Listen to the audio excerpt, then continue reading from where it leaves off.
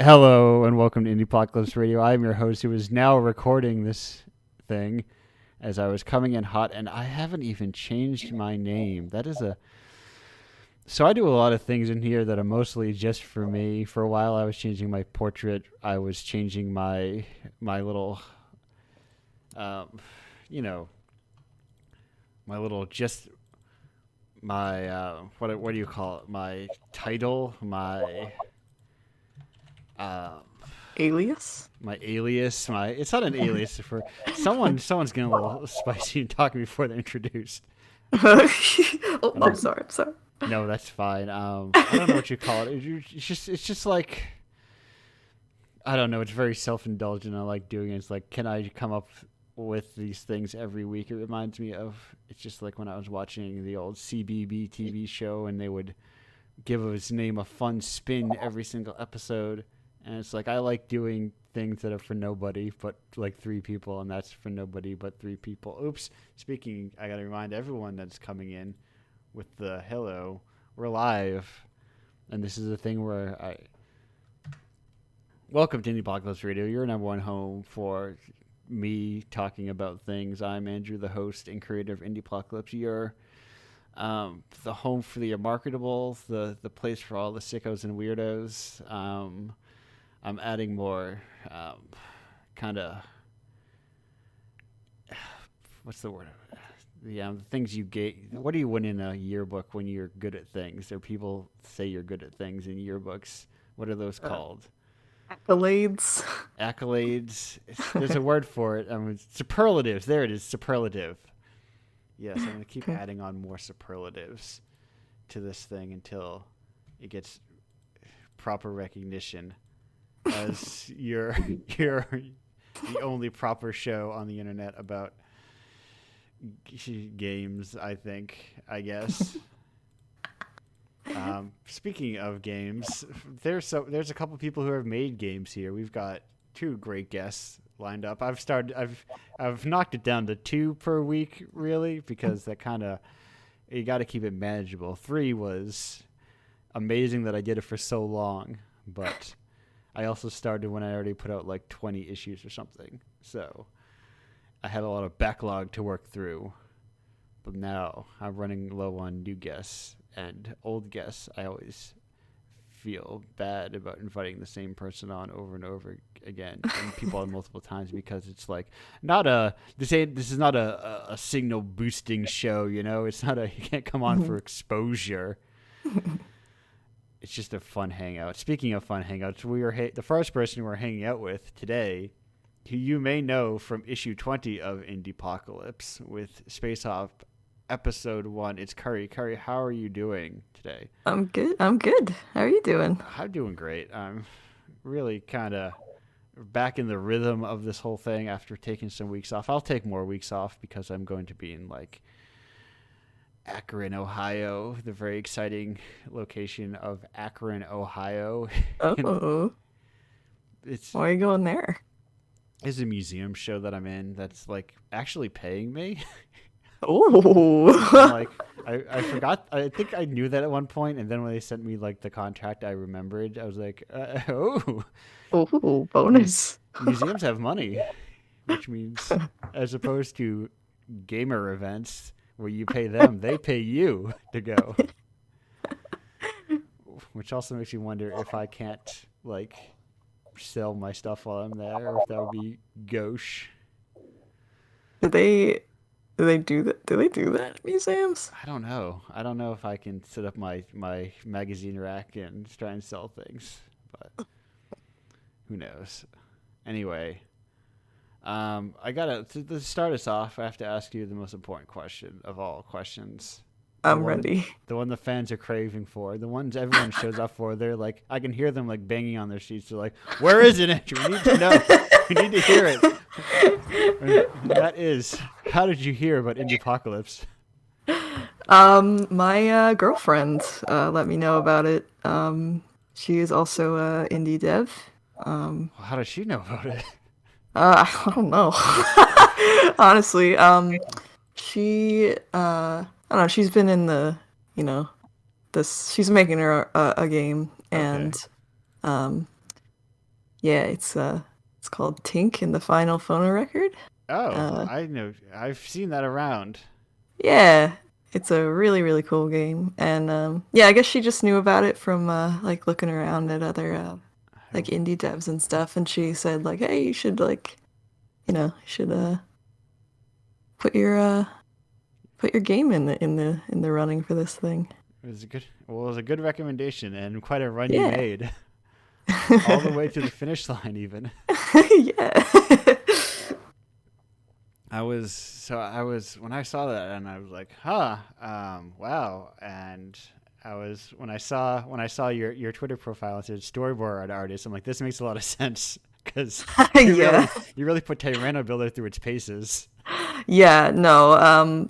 I uh I squeezed the absolute most out of Tyranno Builder that I could. Um Yeah, I had to fight that thing yeah. pretty I've pretty used it once before, and I was like, this is a lot easier technically to use than RenPy, but also right. It is very temperamental yeah, program. yeah. I had a glitch that I don't understand why it happens or what caused it, and I was like, well, I made it for a game jam, and I'm never gonna touch it again. I didn't win any Yeah. money. I Unfortunate. I think I'm not positive that I will continue making other episodes for Space Up, but if I do, I'm like absolutely transferring it to Game Maker or something. Yeah. Because like I cannot go back there Yes. Yes. into It's, Tyranno Builder right. hell. I think even like RenPy, I don't think it would do what you want to do, or like in Hmm. terms of like being able to move characters around well. Yeah, yeah, and that was like my whole thing. Like I wanted to make a visual novel, but that is like very alive. Yeah. In terms of like moving around and like sounds and stuff. And Yeah. like it fought me the whole way. Yeah. But I feel like even in RenPy, you would have to like probably just like import animations you've made other ways to make it like look yeah. good. Yeah, I mean I haven't looked at Renpai like too hard, but it was enough where it was like I don't know. I'm picking one of these like builder Yes. things. Yes. How familiar are you with Python? If I have some acquaintances that use it, but I've Yeah. never touched it myself. That was my experience. Like, this is doesn't. I don't know Python, and it doesn't work in the same way that GameMaker does, which is Hmm. it's its own language, but also it's like basically C++, I think. Yeah, I'm not even. I don't even know. No, but it also has about like building blocks. It's just like Right. not good with like. I bought a dialogue system from somebody for it, like a dialogue plugin, because I spent so long building out a dialogue system, and I was like, it's It still not doesn't have great. like a default dialogue system. No, it's just like text printing, but not a dialogue, because it's not like it does. It's not like Tyranno Builder or RenPy where it assumes that you're going to have a lot of dialogue. Oh, right, right, right. Yeah, that makes sense. Maybe in the blocks, because I use code. Maybe in the blocks there's something different. But I was also raised on Adventure Game Studio, which has an immensely robust dialogue system. Yeah, With I tried to find like when I started, I was like, I just gotta find the thing that is the most prefabbed, yeah, like like in general, because I'm just starting out with this, and I just kind of wanted to do it for fun and stuff. But then I got like halfway into it being done, and I was like, well, I can't start over, but I also really wish I didn't pick this one. yes, that's the secret of like a closed ecosystem where Uh-huh. it's like, well, it worked until I got too good at it, and now I'm Right. frustrated. Yeah, until I try to make it do things that it is not for. Yeah, that's right. It's I had a well, similar experience with um RPG Maker. yes, Um me and my girlfriend actually, Harlow, we were making like a small thing a couple of years ago, and like but it was a way quicker turnaround of like, Yeah. okay, this is not manageable. No, Like, no, no. I I've been working in I did a little work in RPG Maker 2 for the PlayStation 2, which is like mhm. super limited, but it's like limited to the point where I could kind of play within the limitations, but Yeah. when I tried the PC version a while ago, I was like, I don't know Ruby at all, and like this makes do I want to make a very specific style of game? And if the answer is no, then my answer was no. I did not want to make that very specific style of game. Yeah. Or I'm like buy always like I don't know. I start making something and I'm like, yeah, it's just gonna be like one of these. And then I'm like, I have like 80,000, like, well, what if I did it differently? Like, yes. so it just doesn't, it ends up like going off the rails. Yeah, let me tell you about my brain rattling around the idea of like, well, what if I made Silent Hill? What if I made a horror game that was about weird anxieties in your brain in a spooky town? I live in New England. I know all about spooky towns. That's where they Yeah. set them all. But yeah, and then yes, it's very easy for it to go, to get kind of caught up in doing one thing or the other thing and then just not Yeah. do anything. It's kind of like a thing with I guess for me, like making anything is just like very dynamic, I guess. Like I have like an idea and it never ends up being the thing that I set out to make. Like Yeah. it just like Yes. changes along the way. So uh like template like prefab like builders and stuff are very enticing because like you're like, "Oh, I just want to like make it like now. Like Yeah. I don't want to have this learning curve, but then like it's just inherently like not compatible with like the way that I make things in particular. Yeah, yeah, because then you have like two or three edge cases that are like they're like the core of what you need to do, but Yeah. they're extreme outliers for the engine itself. Yeah. Right. And it's like, well, I can't do that. It's like this. My whole game requires Yeah. this structure or this character to be able to do this very specific thing. There's like the part in Space Hop where it's like toward the end um where like all the images are like kind of like the two characters like come in the middle of the screen Yeah, and like all that. It's like a very animation heavy relatively for a visual novel. And like it still breaks like 90%, not 90%, like 15% of the time when you're yeah. playing it, it will just like not work right. And I have Which no clue why. which is like another weird quirk about like why did it not did I advance the text too fast at some point and now it just doesn't work Right. right? It's literally like it feels like if you play it the wrong way, it's like nah.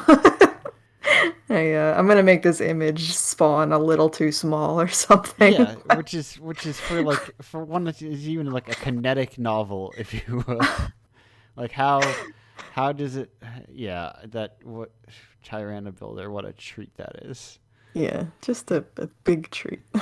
Good if you like are not making anything, but also it's not free even. So Yeah, no, yeah. I mean, it was cheap, but it no, isn't like it's not free. So like it's still good just kind of good to I draft don't stuff in, I suppose. yeah, that's true. But I feel like you could use it for just like getting a feel for what you would want something to look like, Yeah, I guess, before you start like coding it from scratch to display a certain way. But right. I Especially if mean, you don't have any like Python experience or something. mm-hmm. Yeah. Kind of. It's very weird the things that like Tyranno Builder's developing some kind of like AR like functionality. Okay. And like I'm like you could do that, but like the basic features like still break. Like I remember when I did it, they were talking about like using live 3D, or is it live? Which one? Yeah, Or live uh, li 2D? live 2D. Yeah, that's like done. I think. I think that's implemented at this Okay. point. But I It, didn't really mess with it. it's the one where you make your anime ladies breathe, right? Yeah, you make them breathe and uh, blink and sort of undulate. Yeah, all the things you need them to do in your. Yeah, all the I've essential I've I've had stuff. I've had one 18 plus game submitted to the zine before, but it was Yeah. just not interesting. Oh, gotcha. I'm surprised every now and then when I come across like this feels mean to say, but like a good visual novel that gets submitted. Yeah. Because a lot of them, occasionally I come across one. I'm like, wow, actually, these are actually fun to read. Sometimes I'm like, oh, visual novel, what a slog. Not one of these again. Well, it's a challenging Yeah, like medium for sure because it's very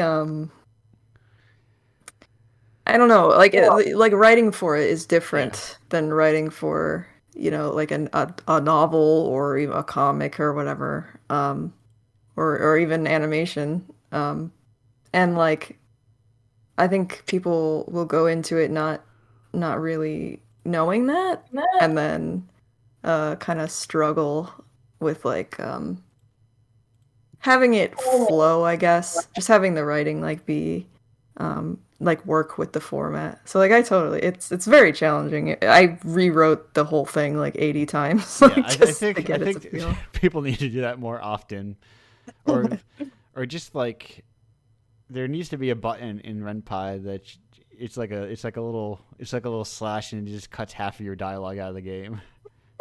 Yeah. Yeah, no, I'm a big advocate for cutting like 90% of what you write, Yeah, I and, like throwing it out and rewriting it and stuff. I mean, that's kind of the whole entire genesis of the visual novel is like I made the webcomic like forever ago. right. Um, it had like a totally different beginning and trajectory, but I was like, I'm gonna throw out all of this and like do it over again. Yeah, I kind of like of a philosophy where it's like once you start cutting something that you like, you know you're good, you know? Yeah, yeah, right. Because then everything else in relation is got to be better. Yeah, when I was editing actual play stuff a while ago, I was like I would take like I was always cutting it down to an hour maximum. So Yeah. sometimes we would had like 3 hours worth of stuff, and I was like just trimming aggressively. And it was like, this is actually like decent now because I cut so much out of it, and you can create such a flow. Yeah, like there was a lot of it's also like at one point I was like, okay, I am gonna make this and it's gonna be like all of the because I basically had the whole thing like written like the entire story, and it was just like implementing the the script, but like those scripts would they needed to be completely like cannibalized and like mutated to like fit the format because I had just written them as like just kind of scripts, like you would Yeah, for animation or something. And like at some point I was like, well, I don't think I'm gonna continue it. I mean, this is like fun for now, but I'll probably just leave it at episode one. yeah. It Um, it can take a long time, you know. yeah, no, it took a very long time. Sometimes things just like don't. I've a lot of especially being born out of a webcomic. A lot of webcomics do not finish. Yeah, well, that's like the that's in my opinion, it's like almost expected. Yeah, Like, 'cause webcomics are also a very dynamic kind of medium where like you look at the beginning of them and they look completely different and they feel completely different and it's kind of just a right.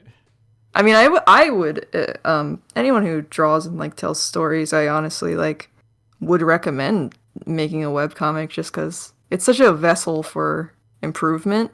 Yeah, Um, but you have to be okay with the idea that like you might not finish it, and also the beginning is going to be a lot worse than wherever it is you end up. Like you just Yeah. have to be okay with it. Everyone should take a time and go back and like look at the, maybe not nowadays because maybe some people are starting off from like a better standpoint, Mm, but like especially old web comics, like things that have been around forever. Go look at the very first strips and you're like, right. "Whoa, buddy." And then Yeah, they're kind of just like uh, Xeroxed like regular strips. yeah, a lot of them there's a lot of roughness in terms of like some people who look very good now, and some of them look very Yeah. average now. It's weird to think of that. I've realized that some webcomics now are just like Garfield, more or less. Yeah. They're just like kind of like this is what it is day in and day out. It looks the same. Yeah. We get a new character, we get a new normal every now and then, The but new normal.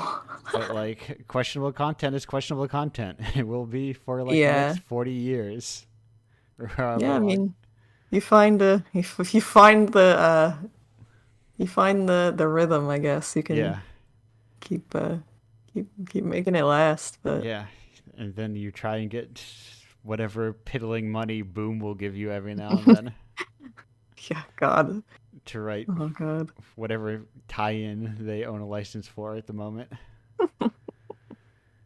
I was considering getting into comics when I Yeah, was in school, and I just like I it's so existentially terrifying of an industry. it Like, seems like not yeah, it's doesn't just pay you a lot of very money for a lot of work. yeah, right. It's just like so much work for like uh no pay, which is again why would recommend either self-publishing or kickstarting something or doing Yeah, a web comic on the side because it's like it's more worth it right. And it's in like the not even. end. Usually, it's not even like you're working at like a studio or something. It's like No, yeah. you're basically freelancing. Yeah, you're just, freelancing and you don't have any conception of or perception of uh how other people are being paid or Right. how what they're expected to do. Yeah, everyone's very isolated, I guess. Though there are some teams uh that are more in communication, I Yeah. guess.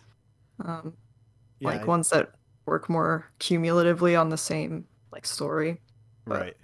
Yeah, I feel like there's probably like a huge difference between the artist that just gets a script where everything is described hmm or like the team that works together. yeah, like that's like oh like uh I'm doing like the line work and then you can do the coloring. It's kind of like a pipeline, I guess. Yeah. Is like probably way different than like here, do the whole thing Right, right. yourself. Yeah, and Yeah. then like your pipelines are different depending on like who is in your pipeline. Are you the all reds where you're just a family and you're one person's doing the writing, then another person's doing the art and the coloring and Uh-huh. the lettering, Yeah. and but technically two of you are married and the other one's your brother, so you probably talk to each other. But yeah, it seems like a real nightmare. It seems like hope maybe you can get a gig with a good art or a famous writer, because the writers are the famous ones.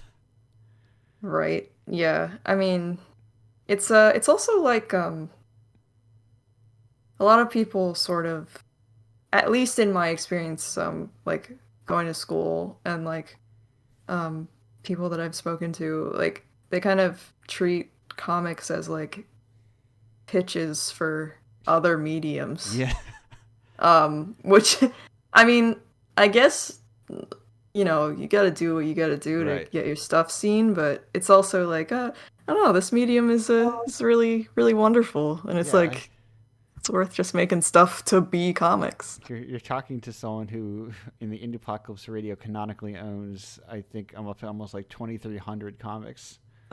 Oh my gosh. I'm a big fan of the medium. I probably have around half that many, but they're literally all of them are Sonic the Hedgehog comics. Okay. Like that's it. Zero of mine are Sonic the Hedgehog, as it turns out. Well, we have a complete collection together if we combine forces. Yes, we're like the two books, everything you've learned in Harvard Business School and everything they don't teach in Harvard Business School together. Yeah. Yeah. The closest I get is I got like the first trade of that Archie comic that Fiona Staples drew, and then she stopped drawing it like within that first volume. I'm like, this sucks. Why do I want to read this anymore? But Yeah, Archie was a tumultuous Wild West of a series it's for sure. it's like what a property that has become. Yeah. No, But it's the it was highs, wild. It got, in my opinion, it got really good at the end, but then it was like just kind of cut short like really suddenly. Um, it's like unfortunate. But the beginnings, the first like decade of the whole thing was very like up and down roller coaster kind of. it's those weird like digest comics that you buy at like a supermarket Yeah. that don't exist anymore. Yeah. I Oh, the first comic I bought, I was like a little kid and I was like in the grocery store and I just like saw it like in the checkout line there was like a Sonic comic book. Um which like they don't even have comics at like bookstores anymore. you're right. They're all trades. Yeah, they're all like, you know, uh the volumes, like the full volumes. Yeah. Like single issues are like you have to go to a comic store. And I've had two or three comic stores open and shut down around me. Oh no. I don't. I also personally don't buy single issues. That's just. Mm, I mean, I'll buy like yeah, mini comics and zines and that kind of thing that right. are technically like staple bound or whatever. But Yeah, that makes sense though. I mean, like they're cheaper, I guess. You buy them in volumes. yeah, and they're easier to store. I can look at their spines on a Yeah, shelf. right, right, yeah. Like all my comics, I don't. I really want to get like a rack, like a spinny rack, but they're really weirdly expensive for what Yeah, they are. I, And I think I was yeah, looking all at. my comics are just like on my shelf, like anonymously. Like it looks like a pile of newspapers. Oh, my shelves are. So this is my system is size, then publisher, then author.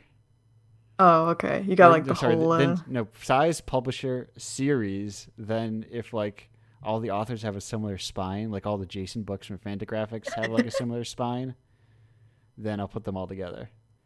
yeah, you have to do what you have to do to make it look And uh look, like anything. it looks very nice, I think.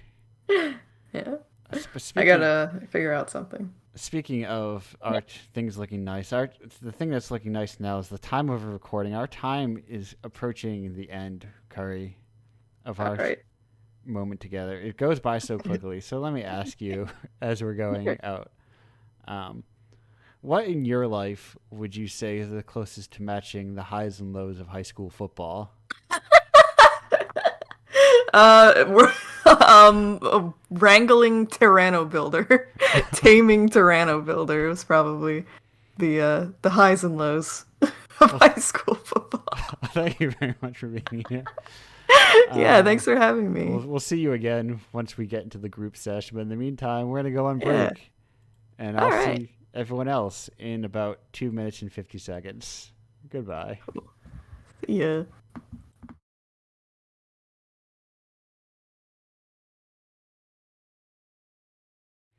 Hello and welcome back to Indiepocalypse Radio. That was, I don't know if it's pronounced Brenda or Brnda, but that was them with Perfect World. I started getting new music because I was like, I have too much old music. Or not old music, but like music I haven't filled the coffers a bit lately. And I was like, I also looked at how many albums I've listened to this year, and we'll get to that in a moment. But before we get to that, we have to introduce our second guest. If you know Indiepocalypse issue number 20, which you should by now, this guest was also from it with Fuzz Dungeon. Is Jeremy. Jeremy, how are you doing? Good, good. How are you doing? Thanks for having me. Oh, I'm doing great. I forgot to. There was something really important, a very important email that I needed to reply to that I forgot to reply to, and I'm What, gonna do with me or just in general? just in general. Oh, Um, no, I don't want to reply to them. Sorry, there's someone else replied to it, and then they replied all like a madman. It's for a space that I want to get into, and it's first come first oh, serve. So give me 1 second cool, cool. while I just say hello, Chris. I would love a Yeah. space, thank you, and I'm going to do that. This is I got to say what kind of space. I only want 3 feet because I'm cheap. 3 feet. I What's don't it know, a but space for? it's a Boston Hassle. It's a punk flea market. It's very Oh, cool. oh, cool. It's Nice, really, I think it's the place where I would make the most money in terms of pure profits with Mm, Indiepocalypse. nice, But okay, email sent. All right, nice. so Good let's. luck. I hope you get I it. do too. Um, but speaking of hope we get it, and you got a spot in Indiepocalypse, but before you got there, you had to have heard about it. But so I got to ask you, Jeremy, how did you hear about Indiepocalypse? I think I'd seen it on Twitter here and there, and then looked into it. Looked cool. I think mostly I applied to it when I heard Nick O'Brien or SA Games was talking about it on his Discord. Um, Who? I don't know who that yeah, he is. was talking you up, and I looked into it a little more, and then decided to apply. Even though I knew my game was really large in file size, and I didn't know if if it would work. And I know it's a huge pain, so thank you. Thank you Oh for putting it there no, anyway. that's no problem. Oh, essay game. Oh, I was thinking Okay, yeah, S what did I say? A. I was thinking capital S, capital A. Oh, no, no, essay, like a school essay. Yes, Yeah, yeah. Essay games, yes. yeah. Just he made what's the game? I already forget. I was a The last playtester. survey. Yeah, yeah. Last survey just came out on Nintendo Switch. Yeah. No, perfect. It clear. I just now I've got to ask Nick where Nick heard about it. Yeah, yeah. Yeah, he's That really plugged in. So yeah, he's probably known about you for a while. that might come. I mean, it's been around for a while, Yeah, yeah. but that was how did we? So how did you get your thing uploaded? Is it did you just I get? did it through Itch Butler. Yeah, You that's don't use that? that's It's the no. command line. Oh, I'm you got to lazy. use it. It's pretty easy. I can help you if you ever want. I, I Um, I just need to like sit down and do it. I think I like yeah, yeah, I that's what it is. it looks easy, but it's just like there's enough issues where it's not, or I can just submit it. So I go, whatever. Right, right. Yeah, I was used to it because for Steam, you have to, that's how you upload your games in a very similar way. So it Okay. wasn't anything like that foreign to me. Yeah. Yeah. I've never. I'm like command lines. Like, why can't I just like click on a I mean, thing? the good thing about it is when you have updates or if you have updates, you don't have to re-upload everything. Yeah. It'll just kind of like, yeah, whatever. Yeah. That's why I that's why I have it in my downloads folder, and I've Yeah, started. oh yeah. You I've just taken. haven't learned. Yeah. But then like something came. I'm very Jerry. I'm very busy. I have a lot of stuff I'm doing. Yeah, yeah, yeah, As sure. you can see me answering emails while I'm Right. hosting the Yeah, yeah. show. Why you're doing a podcast? Yeah, that that one was. But hey, now we got to stay focused. We got to stay focused on the task at hand, which is talking to Yeah, you yeah. about um, the. You're actually also featured in a museum late November. Yeah, thank you for that. That's amazing. Yeah, That looks really cool.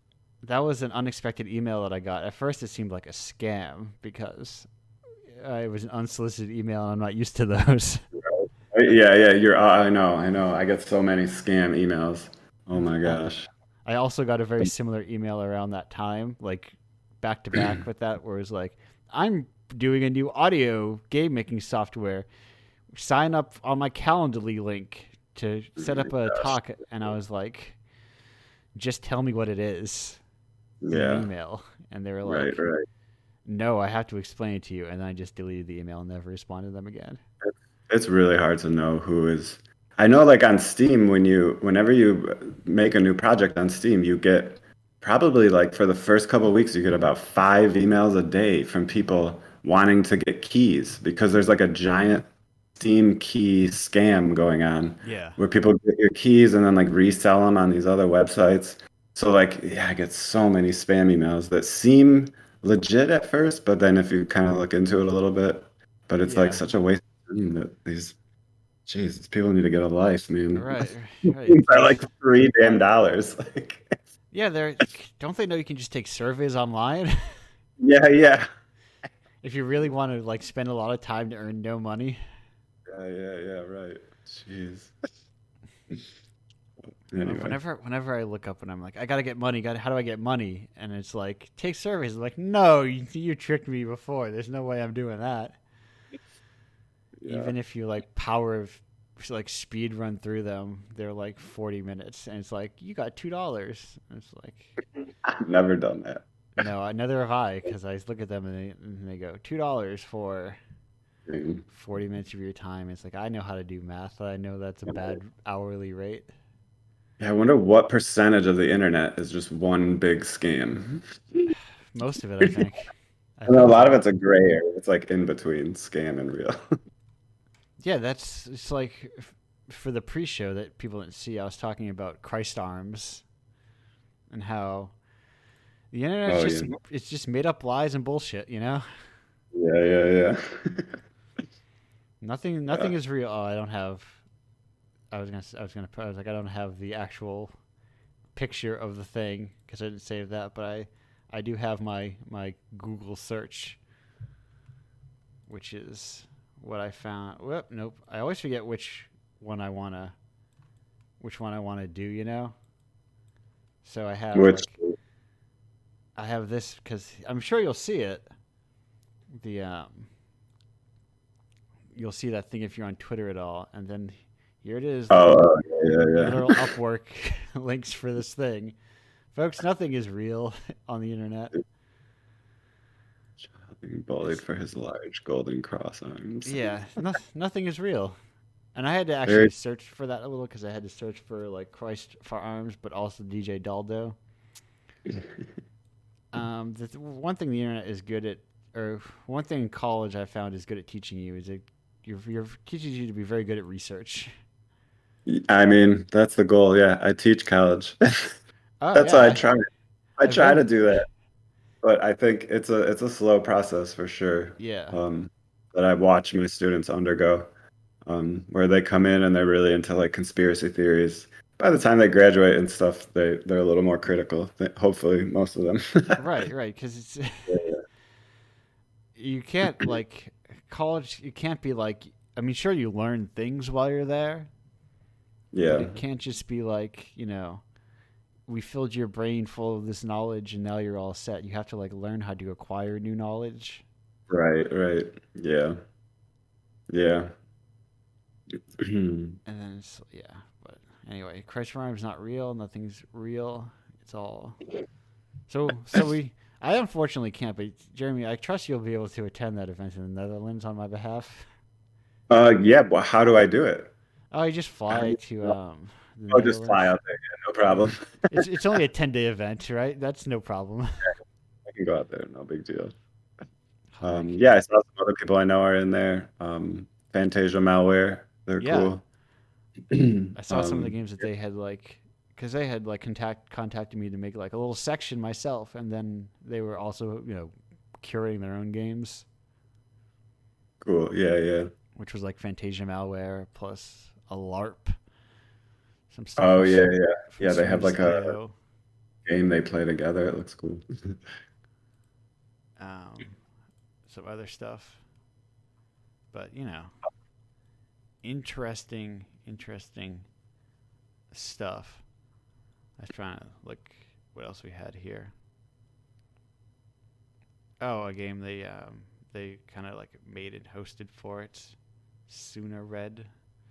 But anyway, this isn't about that. Maybe we'll have the people from the Oh yeah, you should do an episode with everyone. with the Sick House. Oh yeah, or all the people that were contributors. Some of them have been on the show before, I believe.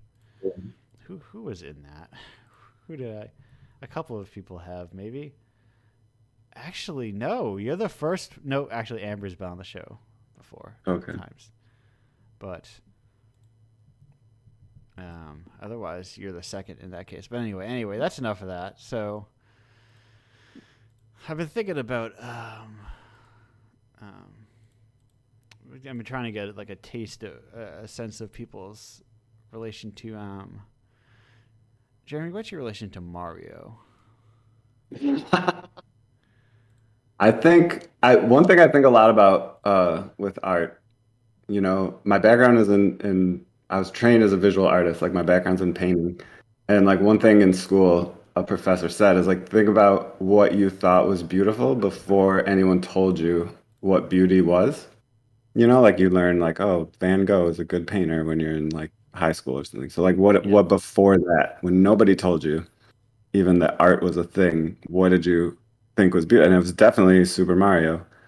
Um, I'm a little older, so I remember getting a Nintendo, getting Super Mario Brothers. My dad brought it home and just playing it for like 8 hours straight, and just my mind was totally blown. Just sitting there, like I don't remember how far I got the yeah, first day, maybe the fourth world or something. But I think that is like foundational, that Super Mario Brothers. Just so much about it. It's so weird. Um, it's like a Japanese company making a game about an Italian plumber that like eats plants and like kills turtles and stuff. But then also I think a lot of the stuff in Mario with the secrets.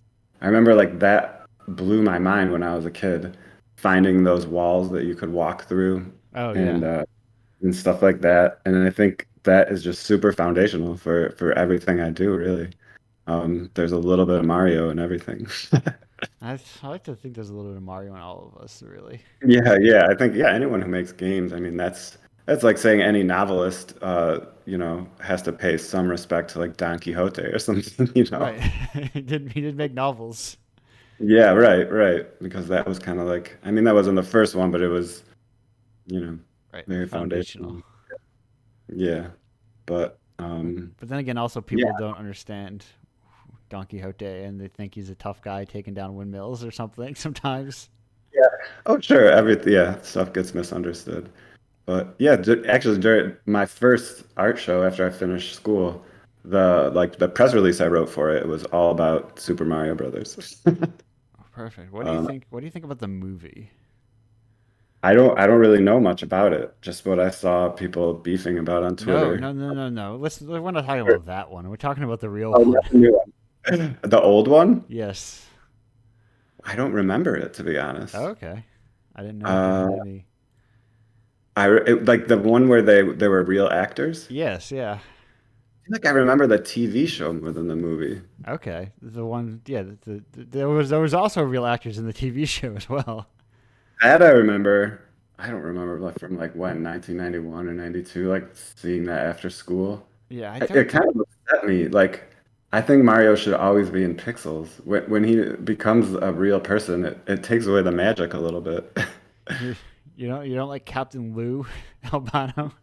It just seems like let it exist as it is. It just seems like Yeah. a marketing ploy or like merch almost, like a movie Right. merch There for was a that there video. was that time where it was like video games had to be like real life and like I don't know. There was such a weird angle they were taking on it, and now I feel like they're getting perhaps more purist maybe with them or something. Yeah, yeah. I mean, I remember when Nintendo was around, being a little kid, and just thinking like, "Oh man, I can't wait until video games look photorealistic." I never would have thought that people would still be making pixel games now.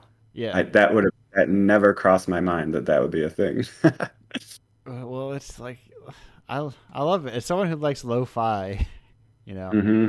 and there's a real. I think there was like the time perhaps where I think with games there was like this. It must have been around like the PS, kind of like the PS3 to PS4 kind of era. You're like, I think the difference becomes less noticeable. Yeah, yeah, for sure. Now PS5 does not. I can barely notice it. Right. There's barely any, or like the difference is on like, I don't know, loading times or, Yeah, yeah. like more Yeah, I think animations. we're in a really interesting period, I think, just in the last like couple decades where things really just seem to cycle back and forth now. Like what we're on iPhone 13, PlayStation 5, and all these new things that come out are just pretty much the same as the old ones. Yeah, With, like little slight updates. And I wonder, and I talk about this with my students because I think it's really important for them. Um, I wonder if we'll ever snap out of this, or when we will, or if it's just going to kind of cycle like this forever, and that we're kind of like at the end point historically for like how much we can stretch out transistor technology. And we just have to like wait until we figure something else out. yeah, I don't know.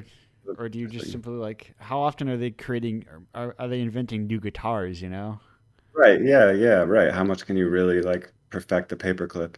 But and then like Web 3.0 now they're saying is coming out, but that looks even worse than Web 2.0 and Yeah, that's just Second Life that every company wants to make their own version of it. like NFTs, yeah. Yeah, it's like yeah, everyone just wants to own their own version of these things now. Yeah, yeah. So I don't know. It'll be interesting period. Yeah, there was there was I saw someone go like, why does Facebook want to make Second Life? Isn't Second Life already exist? And I'm like, it's Dude. like Yeah. no, well Facebook doesn't own Second Life. That's why they want to make it. Right. Yeah. How much did they need to own? I just did some math the other day where like Facebook just got fined, I think 14 like $1 million for workplace discrimination. Yeah, So I Googled like Mark Zuckerberg's net worth and I think it's like 120 billion. And then like an average guy his age is worth maybe like 30,000. So yeah. I like the percentage and it was like basically Mark Zuckerberg got fined about $3. I would love. That's like me when I go through the turnpike. Yeah, I'd love to just like be able to be an asshole and then just have to give someone $3. Yeah. That is yeah, that is literally I got into the wrong lane and Yeah, I didn't go through the turnpike with the cash, so I got the camera took a picture of my car, and then I got a thing. Mark Zuckerberg got it like he's like, oh, so he logged yeah. on to irs.gov and just like types in his info. Or I love this joke. I forget what comedian did it, but it was like when you put on a jacket you haven't worn in a while and you find like $5 in it, and you're like, yes. And if you were a billionaire, that'd be like finding like $20 million. It's like Yeah, $5. I've been in that situation. Out with the I can't remember. I opened something like, wow, I had a lot of more money in here than I thought I did. Yeah. Yes. I think it was I opened my cash box for because I was like trying to make sure I had enough ones for an event, and I was like, wow, I have like $60 in here. I Hell never took yeah. it out. Yeah. Because Mhm. yeah, people don't need that much money. What if we took No, that no. money and gave it to everybody else? Yeah. That's a great idea. It's the gambit because the trick is that every country has to agree to it, or else they'll just like hide in a country that doesn't take their money away or something. Yeah. I mean, and that just goes back to the thing. We're just in this weird cyclical hell zone of just that we can't seem to escape. And I mean, I think in a way my games are kind of about that. Just like living in that craziness. Yeah, Um, what do we do about it? And uh yeah, I don't know. What does it mean? right, right. Do we do anything about it? Or we just Yeah. complain about it for the extent of our life, and then our life ends, and it's like, well, Yeah. I never No, became but a I millionaire. think you're literally doing something about it, right? Like building these small little communities is, Well, is just yeah, so important and cool, to just offer alternatives to the shitty stuff that's that's that's out yeah, there. that's what I think. Yeah, I've got kind of sick of people. That's part of why I do not like Twitter. Is because it's a lot of people complaining about things, but nobody really actually doing much of anything. Right. When it's like Yeah, you can like it'd be really beneficial if you're like when if you like indie studios deserve more attention, you'll say, and then you'll spend the next week posting about Destiny 2, and it's like, right. what if you inverted that posting practice and instead of Right. talking about I I think know.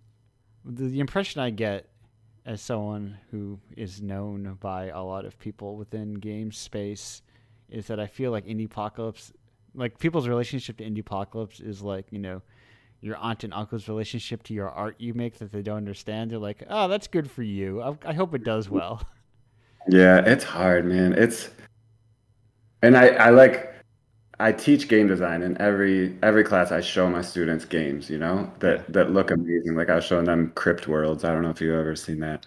It's Yes, just like yes. a wild exploratory game, and they're like, "Whoa, this is so cool!" And then I'm like, "So would you guys like pay for this or buy this?" And they're like, "No." Would you play it? And they're like, "Maybe," because their brains are just like, fried. They love just playing Call of Duty and stuff. It's Yeah. like, how do you compete with those people that have $1 billion budget and like 500 people working 2 years to make a thing that's as addictive as possible? Like, how do we Right. fight them? But I mean, you're doing it. You just one step at a time. That's all you Yeah, can yeah. do. It's like you can. I think more people do both than you realize. Like I'm someone who is like clearly deep in the weeds of indie shit, Hmm. but I also play Final Fantasy 14. You know. Sure. Yeah, me too. Me too. I play Call of Duty 2 with my brothers every Sunday. Yeah, yeah. So I mean, you can do both, but the secret is that you don't just only talk about the really popular one. Totally, totally. But like social media is really focused around forcing people into conversations, you know, Hmm. and Yeah, yeah. and the people who can dictate those conversations are the people with more money. Even within like the indie space, it's clearly the people who have more money, you know. Right. And that's something I think about a lot too, is like people call these things like software a tool, and I think that's a really major misnomer. It's like it's not a tool in the same way like a hammer is a tool. Like Yeah, people just understand what a hammer is. This is like millions of lines of code written by people, and like funded by pretty bad people usually. So it's like set up to do a certain thing that we don't even know sometimes what the motives behind it are. right. And until they kind of come out slowly, and then it's like, oh shit. Yeah, yeah, you and yeah, it's very quick to realize that anything that could benefit you, everyone, if something is good and beneficial to you, somebody with more money and resources will also do that thing. Also, Right, right. do it better than you will. Right. And they'll, yeah, yeah. Exploit it for everything it's worth. Yeah, Squeeze every last I drop out mean, of who do you think is better at getting wish lists on Steam? The one person with right. 250 Twitter followers, or the studio with like a PR person? Right. It literally has like three people they pay livable wage to do social media. Yeah. Yeah, yeah, like Yeah. that's why I've been trying to use the term DIY more often to describe a sense of indie, to describe like Yeah. Yeah. I like that. Yeah. indie studios that don't have, because there are people call Hades an indie studio, you know, and I guess technically Yeah. they are. Supergiant is, Yeah. Yeah. but also I'm sure they have PR people and they have like $1 million budgets. Yeah, and I think that's a good point. I think there is something different what you're doing here and what all these artists that you're working with are doing versus like Hades or like Sable, that new game, Yeah, stuff like that. This is different, man. This is not that, you know? right. I I don't know. Yeah, DIY is a good term for it for sure. I have a feeling, and I don't know how to like to phrase this in a snappy term, but it's like indies now are just doing what like Supergiant is today, what Capcom was 20 years ago. Right. Yeah, yeah, yeah. Yeah. They're in terms of like scale and production, what they're making, Yeah. but Yeah. so they're But then basically yeah. the triple A of 20 years ago, but they're basically Mhm. functionally triple A in a lot of ways, Right, right. just not But modern then triple A.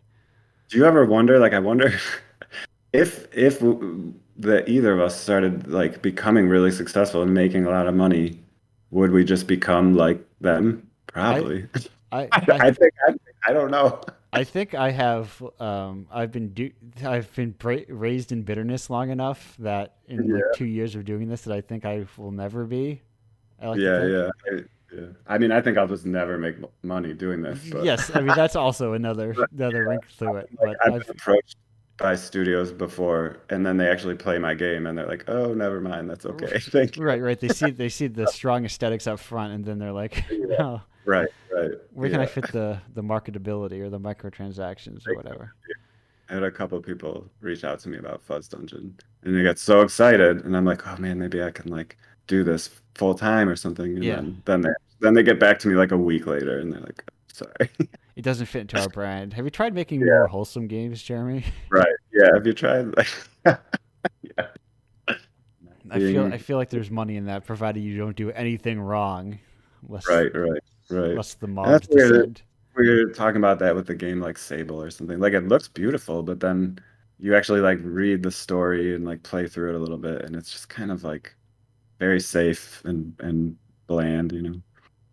Yeah, Uh, I think a lot about this idea of I feel like it was a while ago when he was talking about Vine. I think when Casey Green said something about like being fascinated by dangerous ideas mm, or dangerous art. I think I can't remember exactly what it was like.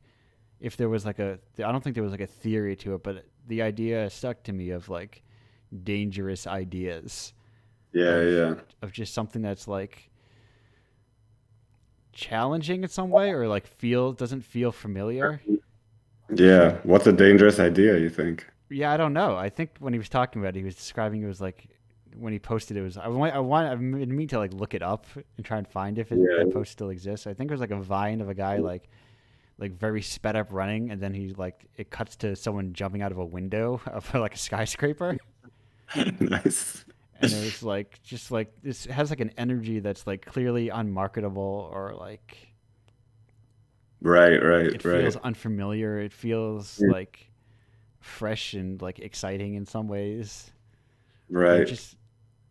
it was the same thing Yeah, when people were talking about spoilers, and it's like the things I get from like movies and art are like often very small things, you know, hmm, and like the overarching plot of it is unimportant to me, or hmm, like the right, how right. the story ends isn't as important. I remember when I watched Harold and Maude somewhat recently. There's a are you familiar? Yeah, I saw a long time ago, but Okay. yeah, I'm definitely familiar There's with the idea. his uncle who's missing an arm, and like he salutes by like pulling a string on his jacket to salute with like his sleeve with the missing I arm, do remember that. and Yeah, it yeah, just like yeah. it stuck with me like holy shit, that's so funny. That is a memorable thing. But like Yeah. it's Hmm. also hard to spoil, but it's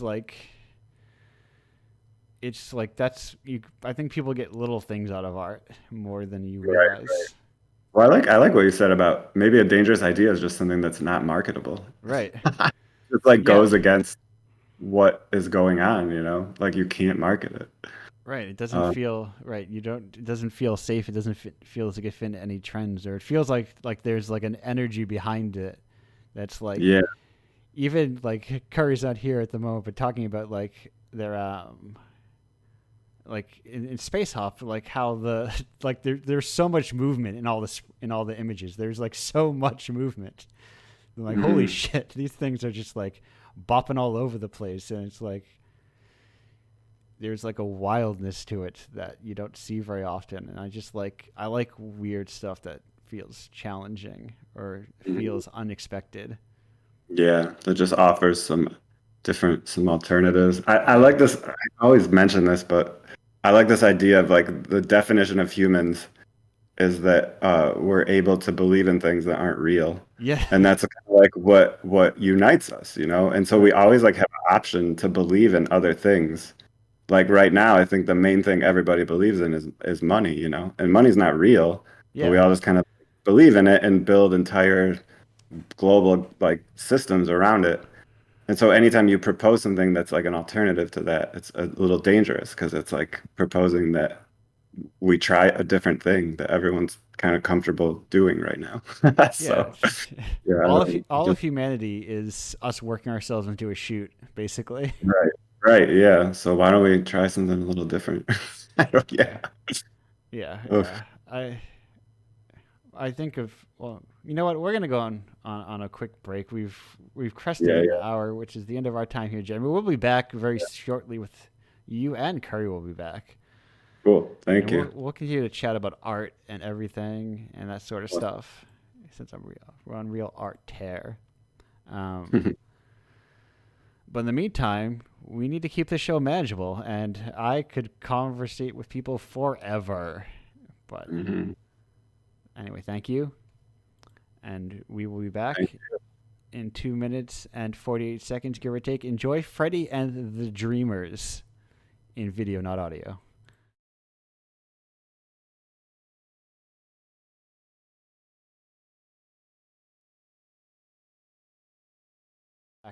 Hello and welcome back to Indiepocalypse Radio. That was Shopping with Initiative. We were talking about, in the secret room, we were talking about TikTok dances. Yeah, I'm talking about the scary animation thing that people on TikTok will do where they like speed up only parts of their movement so it looks like they're moving like a Overwatch character or something, and it's very terrifying to me. That's what I was gonna say. Are you thinking about the same thing with the people who act like they are cartoons? Yeah, exactly like that. It frightens me deeply. It's cursed footage. I feel like I need to send that to 7 people, or else someone will come. Someone will creep through my phone and like make me sing a song with them. Yeah. It's pretty much like, it scares me, one, because it's just frightening to look at, but I think it's also like when I was like a little kid, how I thought that I looked when I moved, just always trying to be like really expressive and act like a cartoon. So I'm like, oh God, imagine if I did look like that. That would be awful. But these people are like 25. Yeah. And they're like, I don't know. Influencer economy is really weird. Like new media money is out. Like money in entertainment is exceptionally weird because like it's people who do it make a lot of money because people pay them a lot of money. Yeah. I'm sure if you like people go, I can't believe athlete salaries are so high. Well, it's like, well, people are paying like hundreds of dollars for tickets to the stadiums, but like if you go to like a shitty baseball team on an off day, you can probably get in for like $20. Yeah, like minor league. Yeah, but if you go to like a popular team on an important game, it's like that's why they cost thousands of dollars. It's all real. Money is arbitrary. Right. Yeah, money is. It's all made up, but it works better than bartering. I've been thinking of switching to accepting high points for issues of Indiepocalypse. Are you watching that new season? I am, yeah. Oh man, I gotta get it. How much is it? I'm so confused. I think how many high I think points? it's like $50 for a year or something. So I just give Tim Heidecker like $50 and then I can watch it. I think Greg Turkin gets a taste too, but Okay, I hope so. Yeah. I think that's my favorite thing of all time. Like one of the best art projects ever. It's like when people talk about like the Marvel Cinematic Universe or something, it's like that has nothing on the on cinema universe. Yeah. I would sit through the trial of Tim Heidecker again before I watched Avengers Endgame. Yeah. Oh my gosh, it's so I love it. I fucking love it. It's so deep, dude. Yeah, that was my pandemic thing that I got into was on cinema. I finally I sat down with the timeline and I watched it. Oh my gosh, man. It's like, yeah. And then you just start thinking about like then he did the Decker show. He ran for a district attorney. Like all this crazy stuff. It's just movie reviews. Yeah, from like basically a podcast that was making fun of movie review podcasts. Yeah, I don't think they ever thought it would turn into this. No, but that's always where I feel like part of my disconnect from like the video game scene is that they feel like more like tech-y and stuff like that all the time. Right. And I feel more like a kinship with like alt comedy weirdos and Yeah, for sure. I think I love comedy. It's like one of my favorite art forms. I think just anything that doesn't take itself too seriously. Yeah, there's a real craft to it, and I think it's like listen, we're not going to turn this into the On Cinema cast. No. Sorry, I'm really sorry, but I do love like I mean, there's how many years like if I make much, if Indiepocalypse makes money, there's only a few more years before like in the Indiepocalypse pledge drive turns into the On Cinema Oscar special. Like that's Yeah. that's like my natural desire to that kind of like absurdity. And Hmm. I mean, on the Indiepocalypse pledge drive, I had Cassidy of the Bad Game Hall of Fame on playing a character. Yeah. Yeah, you And should do a more like that, like the Oscar special. yes, I love. I would love that. I have no qualms. I love like part of me is trying to like I have to like curb myself so I don't just turn like Indiepocalypse Radio is remains a serious show where we talk to game developers and doesn't just turn into like fucking comedy bang bang or whatever. Or it's like Gosh, welcome. like a fake face transplant. Yeah. I'm always like kind of I'm also like I'm already very like loose in terms of like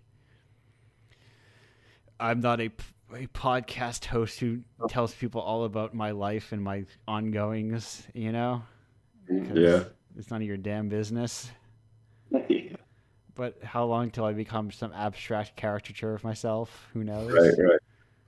Right. No, I It's remember. I remember when I saw,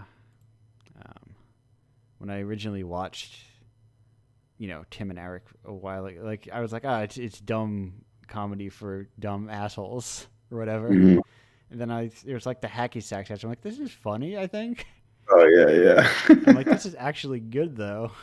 And then I it's think like, that style of animation and stuff is also like talking about Mario, that's another foundational thing I think too. There's so many people riffed off that kind of style, yeah, for the Tim and Eric style. Like so often people will watch things and be like, "Oh, that's like Tim and Eric." right. But it's also like an exceptionally, I think, hard thing to do Oh, for sure, yeah. because it's That like edit, it's like yeah. that graph, where it's like naive art is on one end and the other end is people trying to, people who are so talented that they can make naive art. Mhm. Right. Yeah, And the for middle sure. is people who are just making bad stuff, Yeah, yeah. which I feel like is what all like most of the sci-fi movies are. Yeah, oh my gosh, I was just watching Foundation. What is that one on Netflix? Oh, yeah, I was talking about like the science fiction channel, like Oh, original yeah. This, films. But I yeah. imagine those are also this.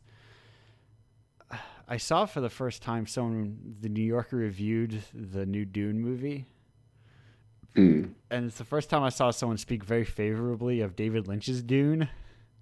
Yeah. Yeah, I But haven't seen it yet. I wouldn't be surprised if like, but I mean that was the thought I had sort of when I saw the trailers. I'm like, this looks kind of boring. This is kind of boring looking, Right. like Yeah, just visually. generic kind of Hollywood sci-fi movie. Yeah, it has like no visual quality Yeah. to it. Like, where is Sting in his cool speedo? I'll still watch it though. It's it's weird, like like thinking about movies um as like these as like products, right? Yeah, Like I feel like Hollywood movies are very like they want you to be able like almost like you're buying a like a drill or something. Like they want you to see all the features that it has on the box before you go to Yeah. see it in the theater because you want to know what to expect or whatever. It's a very weird thing about Hollywood that like when you compare like remakes of movies to like the older ones, um they're always so like I don't know. yeah, It makes me wonder if like the reason why people are like so like don't spoil the movie is because like the only different thing in the movie is like the twist yeah. or something. Like the rest is like, oh yeah, I mean seen a big budget sci-fi. I guess I've Right. seen. I It's remember. the same with games too, don't you think? Yeah, Yeah, absolutely. I mean, games like AAA games like have converged with Hollywood in a very weird way. I Yeah, remember Um, because I remember when I watched some Marvel movie. I had seen like Black Panther and Thor because I like the directors, Mhm. And then I remember watching Spider-Man, and people were like, "This is the good one." I was like, "This is the same as all the other ones." I Yeah. know all the. This is the good Batman. It's like they're all insane. This is, yeah, even like Thor. It's like I liked when Jeff Goldblum was there and just like hamming it up and doing his thing, and it was kind of like you let Taika Waititi do something, sort of, but not really. That was in Ragnarok, right? Yeah, yeah, Yeah, that's one of the only Marvel movies that I've seen that I like was like, all right, yeah, yeah. I'm And into I, this. and I Like, think I think a lot of it, even I would go back and go, "Oh, I like the Jeff Goldblum part, and maybe some of the other part has some charm to it," but a lot of it is also like uh very generic. yeah, yeah. I mean, it always has that polish, right? Like that, Yeah, like shininess. Yeah, yeah. the house style, if you will. Uh-huh. Yeah. Oh no, I'm trying to see if I'm trying to find the. Okay, maybe he didn't. Oh right, I forgot because the new Dune is not even like it's like broken in half, Oh, it's two movies? What? or like it doesn't even cover the first book. I think one of the Uh, last lines is like, "This is." Are either familiar with 1984's David Dune by David Lynch? I saw it, but a long time ago. Yeah. I think it like the part where he goes to meets the people in the desert. I think is like the end of the movie that just came out. Oh my God. Oh, okay. Hmm. So it's like he doesn't even get to like go back and have the weird knife fight, and there's no like worm sign or. I've the movie's like not great, I'll admit, but You saw it in theaters? no, I saw it recently. I saw it after I watched Jodorowsky's Dune. Hmm. Like Okay. I was Wait, like oh, the Dan one. the documentary. Oh, yeah, yeah. Oh, yeah, that's cool. I was like, what is David Lynch's Dune? Okay. Oh, and then you watched David Lynch's dude. And I was like, oh, it's weird how much like some of the elements are shared but like different. Like Sting was originally Mick Jagger or whatever. Like there's these weird one-to-ones of like just David Lynch's versions of Jodorowsky's guys. But let's okay, Sting, you've had your good time here. Let's say goodbye to Sting. Bye, Sting. Thanks for joining us. I should look up the House Harkonnen guy. There's like this turns into a Dune cast where it's like why do movies look boring now? Why do movies look boring? That's my question to the audience. What Why do movies look boring now? do you guys think? Or, well, I meant I my think audience of it's you what two. Terry was saying. They're like products. They're not treated as Yeah. like art forms. They're treated as like these sellable Hmm. things that they have to get a return on investment. And Yeah, I think that's a thing. Like, I don't know. Like you said, it's like the same thing with games, and I mean, like shows. Just like there's this certain like I was talking about earlier how when I make things, it's very dynamic, and like I don't usually end up making what I set out to make. It like kind of like morphs into right. something. Um, Yes. and like it's so incompatible with just like the way that like big budget movies and games are because they have to be like a boxed Right. complete experience Yeah. or complete idea that's like and the people that fund it want it to be exactly as you pitched it to them, more or less, functionally, like marketably. And it's very, I don't Right. know. It leads to a lot of the same things being done over and over because they quote unquote know that it will yeah, make money. Yeah, that's a really good point. And that's like, and I agree totally. That's how artists work, I think, usually, is like we start with an Mm, idea. As you're working on it, it morphs into something totally different. And you yeah, can't make a major movie that way. So it's like counterintuitive to kind of like how art gets made, I guess. yeah. You can yeah, kind of see it with like think of things that are sort of like I don't know, creator driven or something, or like where clearly like it's a couple people making something, and even like in the rare cases where there are shows like that, you can see it kind of like morphing over time. I mean, On Cinema is a good example of that. Yeah. Of like they're just start going in like new directions. Right, you figure it out as you kind of go through the seasons. Yeah, But that's really even true. like in terms of like something that has like more of a budget, and I guess it's technically also Adult Swim now I think about it, but like if you watch like the Venture Brothers from the front to back, like you see the sensibilities change and like the direction of the show change, and Right. Yeah, because that that's was true. like basically two guys writing the whole thing Right. and directing Yeah. everything. But like the more you add like committee and everything and give people more oversight, you kind of get like very. I see it. I see it in the indie space, even. Where Yeah, it's I mean it's rough because like you either like sometimes I feel like you either submit to, you know, being marketable or you just like don't, get seen, I guess. It's right, it's a really Right. difficult like thing to balance. I feel like, you definitely can balance it for sure, but Right. it's not easy. right. Not everyone can be Cruelty Squad. Right. Yeah. Or like, yeah, or Heidecker, he does it well. Yeah, It's but I really mean, how long were they at it? right. Oh yeah, it just takes so long. Yeah, it's a marathon, not a sprint. Yeah, So but everyone, figuring that out. people only see the sprint. Right. Yeah, I know. Or people, yeah. I mean, we're sold that that's what it is that Yeah. you figure it out right away because that's a 30-minute show or something. People figure things out, but it's not like life is not like. I remember seeing, I think a lot about like when Outer Wilds came out, and Mhm. Indiecade was like, "Congratulations to our 2011 nominee or whatever." It was like, holy shit, they've been working on the game for so long. Yeah, he started that in like grad school, I think. Yeah, and like Yeah. most people don't Same. have like 8 years to work on something, Mm. Right. Yeah. or like don't want to spend 8 years working on something. Yeah. That's crazy. Because then if it fails, then God, I would feel terrible.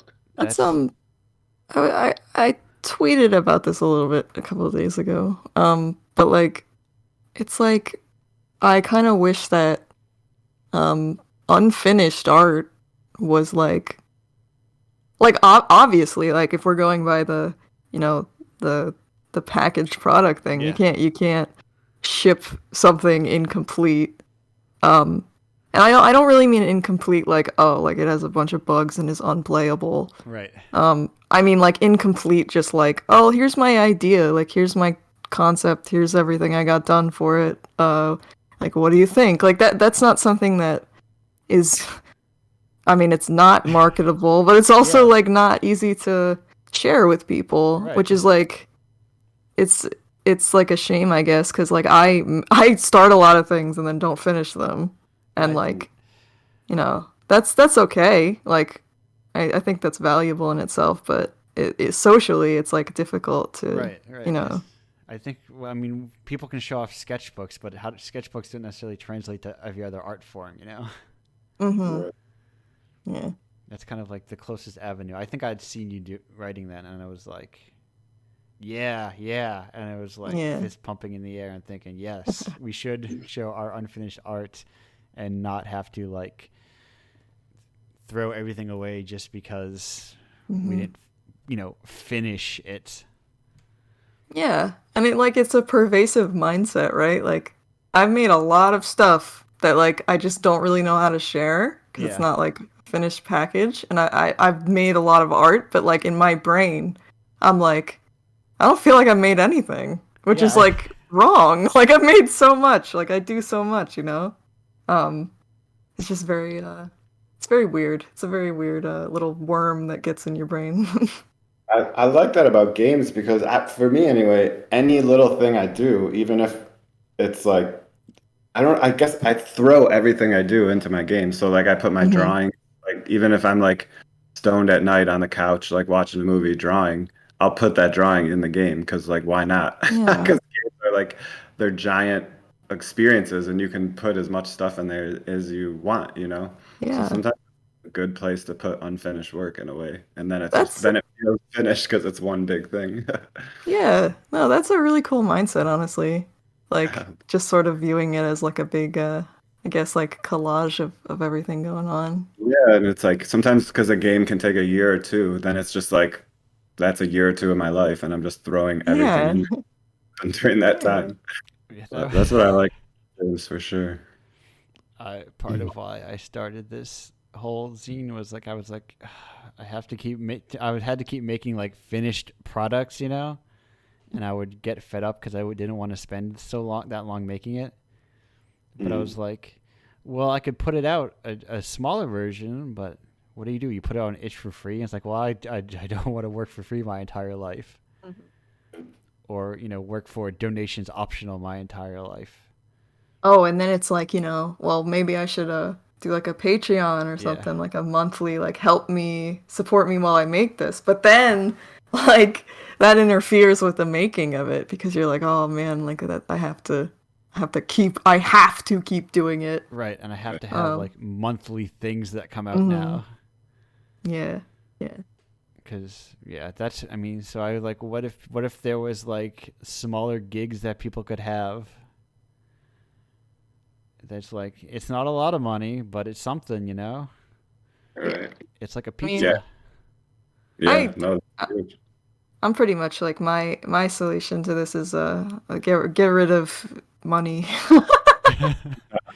or get rid of I mean capitalism. Right. Just get rid of it.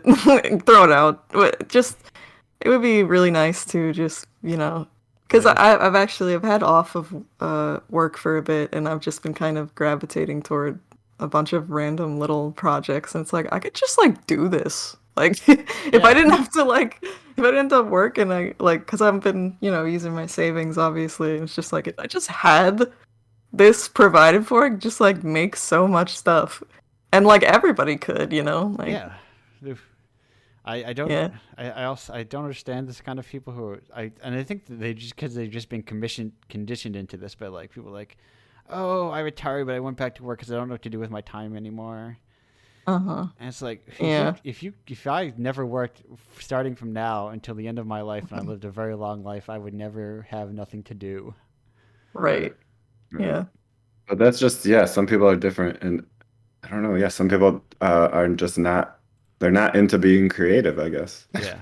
Yeah. It's hard for me to even understand that, but Yeah. It's it doesn't have to be like even creative stuff though. Like it could just be like, oh, like I really like uh I mean cooking's kind of creative, but like oh, I really like I don't know. Uh what do non-creative people do? I don't know. See, I don't know. There's plenty of stuff that is like not considered creative, but that like is an outlet. Like I don't know. Oh, I really like to garden, or I really like to go camping or something. That that's those are like things you could spend your life doing, yeah, even if they're not technically like output. Um, yeah, I always do this. Every conversation I have, I end up at the end of it is always like, and that's why capitalism is bad. Yeah, listen, you're talking to a person who has a bachelor's degree in economics. I know capitalism is bad. It's like inherently inefficient. Like even if you're talking about like, well, we need to organize our economy. It's like so inefficient because like Yeah. people are getting overcharged. In the ideal Mhm. world is that people pay exactly what they want to pay for something, but no one's paying what they want to pay for something. We're paying what we're charged for something so that somebody else can Yeah. skim profits off the top. Yeah. No, it's like baked in. Yeah, It's all up in the fibers. It's all up in the foundation. it's not even efficient, No. which is its promised thing. It's just like people reinventing buses every other week. But wait, what? I don't understand that analogy. people reinventing things that already exist so that they can make money off of them rather than Oh, better Yeah. like, funding the pre-existing infrastructure. yeah, yeah, That's why I really like projects like Indiepocalypse, because like it's just like we have to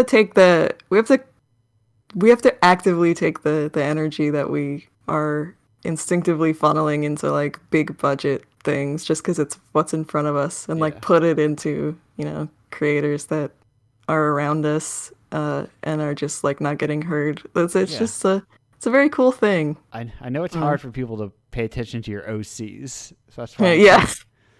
I'm trying to get people's OCs out there for them. What's an OC? I don't even know. An original character, Oh, okay. kind of like the people. Because when I've gone to like events a couple of times, and it's like, oh, all the artists are just wall to wall. What are the popular animes right now? Yeah. And I made 1 million prints of those, and then maybe one print of my character that I'd like you to read their comic that I have on tapas. But and I'm the guy who's like, I don't care about my heroes. Tell me about this person you made that is your own that you created. Oh, cool. Yeah. And it also like forces people into like drawing it, because I also went like, oh nice, I'm gonna find so many cool artists to make covers and stuff, and it's like zero art. I walked in the entire artist alley and like all these are boring, but that's probably because like you have to draw in a specific style so that people want to buy it and hang it on their walls. Tabling at like artist alleys is pretty rough. I've done it a few times, but I also just accompanied like friends that were doing it, and it's very rough. It's like very the whole premise is like, oh, there's like so many artists and like art styles, but it is just very like people just want to see what they know, they want that poster that they can. It's so stressful to watch people look at your Oh stuff. my god, yeah. Yes. I've like been at galleries or whatever when I do shows, just sitting there and they don't know who I am or whatever, and just watching people come in and interacting with the art. It's like the most nerve-wracking thing. Yeah, absolutely. Oh my god. I've become too powerful, and I can't. I'm no longer anxious about it. Wow, yeah, that's very powerful. Yeah, share your secrets. I've had people. When I went to the last show I went to, I had someone come up and he was playing Skelly Gun, the most recently commissioned game in Indiepocalypse issue 21 by Baku Moe. I recommend. It's very good. But anyway, he was playing the thing, and he was like, he said, "Are you open to feedback?" And then before I could even say anything, he started to give me feedback. He's like, "Well, I feel like I should be able to." I'm like, "Listen, I didn't make the game. It's already done, and I don't care." Nice. I think I cut him off as he was starting to give the feedback. I'm like, I'm not interested in feedback. And I started doing that even with like my own games before Indiepocalypse, where I was like, you don't actually have to take feedback from people. Yeah. Like gamers love giving feedback more than any other. Oh my gosh. They love Sometimes they love two things: opening loot boxes and giving feedback. It's like, buddy, nobody asked you. Yeah. Oh my gosh. And so I just tell him. I tell him, no, I'm not taking feedback. It's already done. Yeah. Right. It's done, and it's like how much it costs? Almost nothing. Like it's not right. To give me $60 for this thing or something. It's also, you're not even gonna buy it, I bet. It's like cheaper than a fucking like Arizona iced tea or something. Yeah. I should just put Arizona iced tea style 99 cents on things. 99 cents on everything. Yeah, that maybe. Yeah. Be so opinionated. Yeah, but I'll go buy a $60 port of a Wii game that's like upscaled a little. Yeah. Right. But it has the people it has the faces that I know. It's got all the Marios that I'm familiar with. All of the Marios are here. Everyone. They brought them all back. Mario, tall Mario, shorter Mario, girl Mario, dinosaur Mario, mushroom Mario. All the Marios. Yeah. And we're in Andrew's tip corner, Andrew's internet tip corner. If you find yourself with some time, go to look at Philip Glass's Toad video. Whoa. It's something Whoa. very special. Secret Toad. It's like, I don't know why Philip Glass made a Toad video, but I don't think to get it on the stream it would require me to. I just type Philip Glass. That's not going to help. One does not need an excuse to make a Toad video. It's like, it's real. It's amazing. I'm What? gonna put Does it. he have like a YouTube or something? What was that? Philip Glass has like a YouTube channel. What? Philip Glass Okay, has a Twitter account. He posted on his Twitter. But I put it in the Twitch chat for everyone. It's a beautiful 18 seconds of life. Oh, I've seen this. Yeah. Yeah. This is effervescent, yeah. Conduit. But anyway. But yeah, that's my favorite Mario. Yeah, Amazing. Mushroom Mario. Dancer Mushroom Mario. Love those legs, man. Yeah. Like Mario. So I've been positing an idea, something I've been thinking about lately about games in the indie game space and why it kind of sucks, and that is, I think so. When games were born, or like the point at which games were accessible and like for everyone to do, and like anyone can make a game, they were already online, and I think you need offline communities to really build out like indie communities. You need strong local scenes. Mm-hmm. Yeah. But I think games never had local scenes, and that's Andrew's theory of why games feel like they don't have the same indie energy that other art forms do. Mm. That's it. That's my theory. That's cool. I mean, it makes sense. I mean, like we were talking about earlier, Twitter kind of manufactures conflict, so it's hard to build communities on it, and other social medias kind of also have that same kind of disconnect. So yeah, I mean, I can see that. They're also way too big. In New York, there's like some spaces. There's Baby Castle. But I make games. I don't ever go to these places. Like, yeah, there's some scenes. I don't spend any time there, but they exist. So maybe they're just not I was gonna say you're near like the only one. The only Baby Castles is like the only one that feels art adjacent even sometimes. Yeah, they seem cool. I mean, and then like we were talking about Fantasia Malware. They're in Berlin. I mean, I think there's like a pretty decent scene. And maybe you should have them on at some point. I'm sure they could talk on that. Maybe. I think also I think the Hand-Eye Society in Toronto is pretty neat in general. Yeah, there's little scenes, but yeah, they're not that big, and they're not funded like maybe that much. I don't know. Like I think about, I'm also in the art world in New York, which has like a ridiculous amount of funding, from very wealthy patrons. Just so different from the gaming world. Yeah, there's no game arts, Very little. I mean, like Guggenheim in New York just made some online video game. It's like it's starting to happen. Yeah. We'll see. I don't know. Hopefully. The only local game stuff that I've really encountered, especially when I was in Philly, is game jams. Yeah.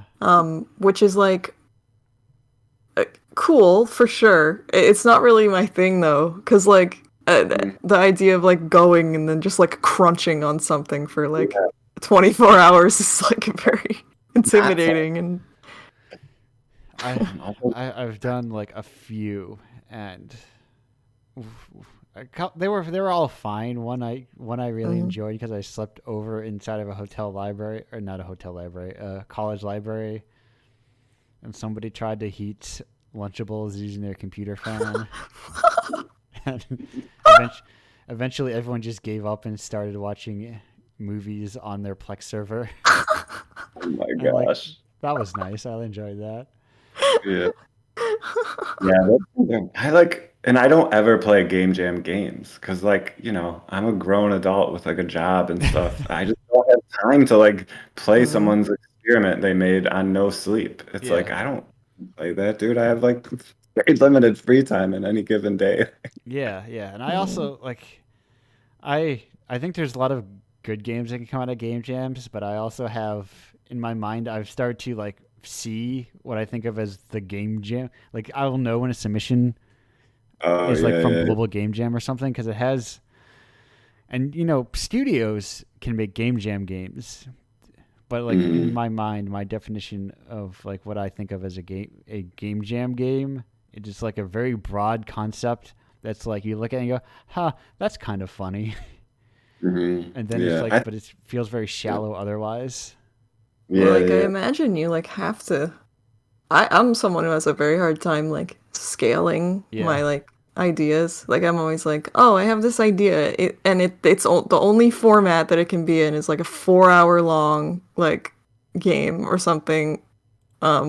Which obviously you can tell from the game I made is very long for me Yes. because it's Yeah. like 20 minutes.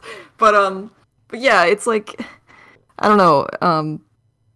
You have to pick an idea that's kind of uh can be executed Right. without much uh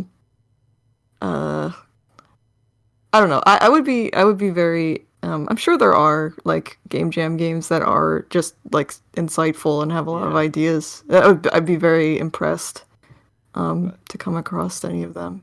a lot of them Yeah. also are just like you also crunch design by committee, so you get that very flattened, agreeable premise Mm, yeah. that kind of like lacks a personality. And I like personalities. I like weird stuff, as Yeah. I guess can be assumed by my output. I got a couple of really weird ones in the next issue because I feel like I've been letting people off lightly lately. Nice. So I'm glad people submitted some things that a real gamer would try and play and go, "Is this even a game?" And go, Nice. "Yes, Yes. everything is a game. Your input has meaningful impact or something. I don't know how to define a game. I don't really care to, Yeah. but I don't know. I like it's too much. I no I'm no time for a flattening of Andrew's getting cranky old man about video games. I like to dream that I can one day be. I need to get famous enough so I can just be like Orson Welles in those interviews where he just shit talks people constantly. Because, yeah, I get a lot of fucking Woody Allen energy off a lot of game devs. If you've read that interview he has, or was he talking about Charlie Chaplin? I think he's talking about both of them. Describe the same No, thing what? about how The they're Woody like Allen? about how they're nervous because they're like very arrogant, but they act nervous and insecure or something. That's what Orson Welles said about Woody Allen? Yeah. Oh yeah, I can see that. Drama. Yeah, there's a lot of good threads I think on Twitter about like I think there's one big interview that he did at some point where he just like kept shit talking people constantly. Because like he was like, but whatever, somebody cares. At least somebody cares. Right. You care about the medium, whatever. Godard Right. and Truffaut had a falling out because they cared. Hmm. And I wish people Yeah. had falling outs because they cared about things. Yeah, people don't do that anymore. No, Or do they? maybe they- they do, but I can't think of any. I think New people need beef. to be able to like publicly criticize. I say this a lot, but people need to be able to more publicly criticize things and recognize that they're not personal attacks. Right. I think, yeah, more successful people get criticized a little more, I guess. Yeah, because they feel yeah. safer, but it's like Yeah. It's like safe to do that. Whereas because like someone just They've already made all their money. They're safe. Right. But I They- think you know, they- that mentality also sort of, once again, it just benefits the people who are already in an advantage, you know? Yeah. Mhm. Right. When everyone boosts everybody else, you know, a rising tide lifts all ships, but if your ship is like a life raft, you know, or a piece of wood you found floating around, the chances are when those tides rise, the wakes from the big old ships drown you out or something, you know? My metaphor is getting lost, but I think I get So it. yeah. I love metaphors. Thank I God. I make long-winded, unintelligible metaphors like every day. Oh, So perfect. So you're right at home. Where I hope you're. I like to think that you were nodding along sagely. Yes. yeah, no, I absolutely got it. Okay. Perfect. Yeah. To simplify it, when you raise everyone's voices, it's like multiplicative. So the people who already have big voices get bigger, and the people who already have Yeah. little voices don't get bigger voices, really. Right, right. So, Like but an anyway, equity thing. yeah. So that's why I'm here to kick in. I'm here to get my foot in the door for everyone else, and then once my foot's in the door and the people who let me in turn their backs, I'm gonna kick open the door and let all the rabble into the house. Unleash. Right? We'll just make a mess of things. We'll eat too many chips. We'll drink all your Too sodas. many. Not all of them, but too many. Yeah, well, we're not impolite, but we're just not Oh, welcome. You know, I'm that person who you Yeah. invite to the party and say, yeah, you can invite a couple people, and I'll invite 30. And they're I like, eat the chips down to the bottom, but I leave like 10. yeah. 'Cause, and I roll it back up, and it's like just a little like. Just, you don't. The secret is you don't roll it back up. You just fold it. You're like, oh, there's still plenty in here. Yeah, you blow some air into it and clamp it. That would be devious. That's basically what chips do. That's, Yeah. that's basically what they already are. Right. That's what Frito Lay's been doing to all of us. Just And playing their game. as well as their employees' paychecks, if you know what I'm saying. Yeah. Fucking blow it into the air. Listen, folks. Support your local chips, I guess. Are there local potato chips? Yeah, sure. Yeah, man. And I'm from Detroit. We have Better Made there. Oh yeah, I don't know what that is. So you're right. Yeah. New Orleans has what are those? In New Orleans, they have like voodoo chips. Okay. Yeah, I have I'm a one of chip those. expert. I thought Cape Cod was local, but then there were Cape Cod chips in Pennsylvania, so I don't know anymore. It's pretty close. Yeah, It's you're like right. travelable distance. I did take a train Travelable. there. I like a United States train even, which is impressive. Whoa, where'd you get one of those? Providence, Rhode Island. It's nice. It's also like a nice station. Providence it's cool being close to Providence because it's like has all the same stuff as Boston, but you don't have to, it's like tiny. I've And you never don't have been to, there. like, sit in like huge stations or whatever. It's like a room. So much good weirdo art that come out of Providence. Yeah. I guess Grizzlies there, but Well, they have that. Yeah. They have AS220, which is that whole block of like art space and everything. oh yeah. They have like Yeah, I should go. they have like black box theaters and like live-in residencies and stuff like that. Yeah, it's an interesting place. It's a very cool scene. I went to go see a punk show in a gallery, and attached to the gallery was a restaurant, and in the restaurant, which you could hear the show from the restaurant, so I just stayed in the restaurant because also the gallery was absurdly loud, like painfully loud. But the restaurant I had seitan, steak and peppers or whatever, or pepper and sausage. And I used a playing card as my ticket. Oh, I thought you said you used the playing card to eat. Maybe it's not that arty. Yeah. So you're gonna be like, yeah, scooped it up. Yeah, but that also I mean maybe, but I also realized that is very clever, and I don't know why more restaurants don't do that. Yeah. It's cool. You don't have to worry about names. You just pull a jack of spades out, and you don't have to. It's very conservationist. You know, you don't throw paper away all the time. Yeah. Easily Yeah. reusable, as long as some dope doesn't try to use it to eat their soup or something. I would, Yeah. I mean, I guess you could do that. You make it into like a little scoop. Yeah. If it was like a chunk, like Campbell's Chunky, then I maybe it would work. But I guess I only eat chowders really, so I'm oh, see, you know, that's a problem. a New Englander, you know. Clam chowder. Nothing but chowder. I went to Toronto and they didn't have any. I was like, "What?" What the heck? I'm like, "This Trader Joe's, it only doesn't have any? There's 6 soup things here."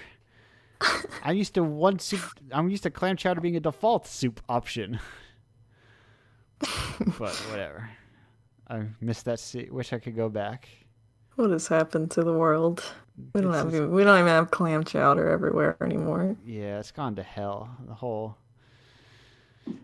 they took the world tucked it neatly within that handbasket, and then they threw that handbasket down to hell. It's the supply chain. It's always a supply chain. It's always the supply chain. Maybe if I made a clam chowder NFT, people would do it.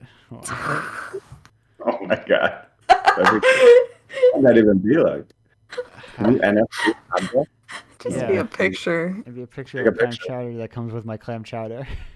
at a resolution of like 10 by 10 or something I'm really- pixels. I'm really starting to wonder. I'm gonna watch to see how quickly people's like NFT hate waivers as more and more brands get into it. Because everyone was real hardline against it when it started. I will have hate in my heart until I am an underground for Perfect. It's NFTs. interesting, like, I So really like how Twitter is really divided between like gamers and NFT people. Yeah. There's like a clear division. Like very embarrassingly, like people have made NFTs of my videos or whatever, but I never talk about it because I'm very embarrassed about it because I want to be on the side of the people making games. I think they're so much cooler than the NFT people are. It's just so lame. I don't know. Ugh. Well, Yeah. give it 2 seconds. Either the NFT bubble will burst and they'll all go away, or people will make NFTs of fucking like whatever brand I'm people are sorry. into. Yeah. Sonic the Hedgehog NFTs, and then people will be like, Oh, I think they already did that. Have that shit, I'm sure. Like I think Sega did something. I don't know if it was Sonic specifically, but "Oh, everybody!" It's just it's fast money, so everyone's gonna do it, I mean, it was. Yeah, I don't know. and people are desperate for money. Yeah. But I don't know. I was showing my students NFTs and they were just like, what the fuck? But then also I was just like, I don't think my students could just hop in Blender and like make a GIF and make easy money. It's like you Right. have to have like a lot of followers. yes. Yeah, right. I think the infrastructure has already been built at this point, so it's just like, Yeah. can you make really shitty forum avatars or whatever? I mean, That's- it's sort of in my opinion, like beyond all the environmental concerns, Yeah. it's like the same kind of setup as fine art, where like the fine art quote unquote world where like a lot of people at the top make a lot of money, and then it's really hard for anyone to kind of enter it at all. And I think that's it just echoes from that to me. That's why it's like kind of Yeah. even if it was completely green, it's just kind of I don't know. I don't know why we would want to replicate that, I suppose. Right. Yeah. The- It really feels like a pyramid scheme. Yeah. Yep. and the real like the arc from like this is bad 3D art to this is just clearly generative poo-poo diapers art or whatever, God, I was looking at that earlier. and it's just like what a you know what, there's a million things that are horrible scams and just like money making ventures, and I only have so much time in my day to spend on things, and Yeah. I just won't like the things, and I'm gonna hold people to stick to their guns when they say, no, if you take NFTs, I'm dropping you, which people are very strong about. But then when like fucking Lil Nas X gets into him, I wonder how many people dropped him. Those hardline anti-NFTers were like, I'm gonna stop listening to him now. Yeah. And then how many more like, when there's the BTS NFT, how many people are like, I'm done with them now? Or they just it's one of those things where I feel like, you just start to pick on the little people. Right. Yeah. And like, I mean, which I think happens the most often. It's like people will like, this is the problem with online and Twitter is that people take the issues they have issues with and then they attack the most accessible person. Yeah. I'm never gonna talk down to an artist for trying to make money. It's fine. Do your thing. I just will never get excited about NFTs. Yeah. That's all. I'm not gonna like cancel someone for it or anything. It's Yeah, they're just so boring. It's just yeah. But anyway, we are cresting the end of this. We're getting close on 2 hours, which is kind of like my cap on this show, so we don't go too long. And I kind of teased it earlier, so we've got a game here, and this is bringing back the Andrew spends too much time with art guessing game. The previous installment was guess how many comics I owned, which I think Gave that away. I think Bianca had won that one, perhaps. Mm. It was like 2,200 at the time. So now the question is, I have a list. After I listen to an album, I save the song, so I'll have the song, like the album saved. So it's like I listened to that, so I can go back to it later. And the question is for Jeremy and Curry, how many albums do you think Andrew has listened to in 2021? Albums for the first time. Oh, albums for the first time ever. Price is Right rules. Closest without going over. 500. I'm gonna say 150. I'm gonna say, Curry, congratulations. Oh my You have won. Damn. That That's a lot. That number as of October 23 is where is it? 1,024. Holy shit. So you listen to albums all day, every day? Yeah, like every day. Yeah, I listen to a lot of music. Like, yeah, at least 3 a day or something? pretty much. Holy shit. How do you find new music that I'd like stress about finding new music? Me too. Here's the Andrew secret. You just add whatever people, if you see someone mentioning something, you add it, and you go to Bandcamp, and you know how Bandcamp has Bandcamp Daily? Well, you add everything they have. So you use Bandcamp? Yeah. That's cool. Maybe Well, I use YouTube, which is really stupid. I use Spotify to listen to them because it's easier and I can put it on my phone and I can save them easily. But I get all the recommendations from Bandcamp, and then Bandcamp is where I'll later go buy the stuff. Yeah, all right. Because I'm one of those weird guys who's like, I read scans and then buy the comics afterwards. Because scans are current. Right. And comic and other things are, months behind. If not years behind. Pro tip. Yeah. And that's how you find a lot of interesting new stuff. We've gotten advice about scans and about the Toad video. Yeah. And all kinds of helpful stuff today. I'm very thankful. Yeah, hey everyone, try to get into South Korean punk. It's very good. And there's like labels putting it out. Damn. Now that everyone's fine, now that Squid Game is fucking really getting people into realizing that it's shining away the sheen of K-pop that is on South Korea and making people realize, wait, all countries are shitholes for the poor. Imagine that. Yeah, as it turns out, the world isn't K-pop. It's actually people once again who are intensely in debt. Yeah, who would rather murder each other than work as people who are abused workers in every country, and sometimes you can't. You know, sometimes if they're seeing Korean, you can't understand the words, but you understand the sentiment. You know, Yeah. this own show opens every show with my unofficial theme from Drinking Boys and Girls Choir, which I really like. Oh yeah, I love that. Or It's that's one guy, right? no, it's like I think it's like two women, I think, Oh, and then a okay. guy. There was like a guy who was in it and then quit, or then they got another guy, or there's like someone who got like a motorcycle accident. No, Yeah, the one dad maybe. Yeah, I don't know. Whatever. yeah, Oh no. I'm not sure.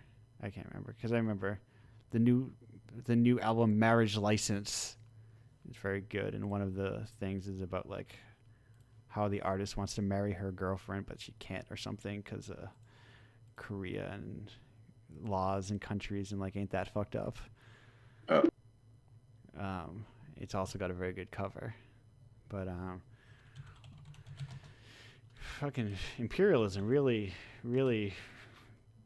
cut a swath through a bunch of countries, didn't it, and left a yeah. nasty legacy behind. Really fucked things up. But Really, really kind of spoiled the whole barrel, huh? yeah, quite the rotten apple, you might say. Gosh. But yeah, the I don't know. I increasingly think about how like you it's impossible to define a culture. It's impossible to understand, like really in our lifetime, ever understand a different country fully. Because like it's hard to fully understand like other, you know, towns and states even. Right. Yeah. Like there's so Yeah, I much think the con ingrained stuff all over the world. Yeah. yeah. I was thinking about that with hip hop. Like when you listen to the lyrics, like how much pop culture they put in like a single hip hop song and how much hmm slang. Like Yeah, how could anyone understand that who's not from the specific region where that music is produced, you know? It's right. like Like it's comedy is deep. like a perfect Comedy too. example. Yeah. I So was much, just so much. talking about how I'm trying to learn Japanese, and I'm like, if I ever do succeed in learning a foreign language, I still feel like my personality almost and like sense of humor would just be completely absent because Yeah, like my sense of humor is like so inherently like where I'm from and just yeah. like the context of, you know, the things I've grown up around. So it'd just be very difficult. I feel like I would have to like restart. Yeah, how does irony work in a culture you don't understand? Right. Right, yeah.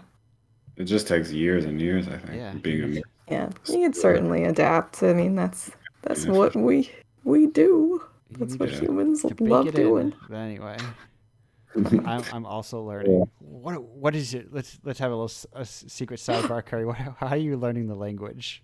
What are you Uh, using? I'm just using Duolingo. Okay. Yeah, I've taken Japanese before.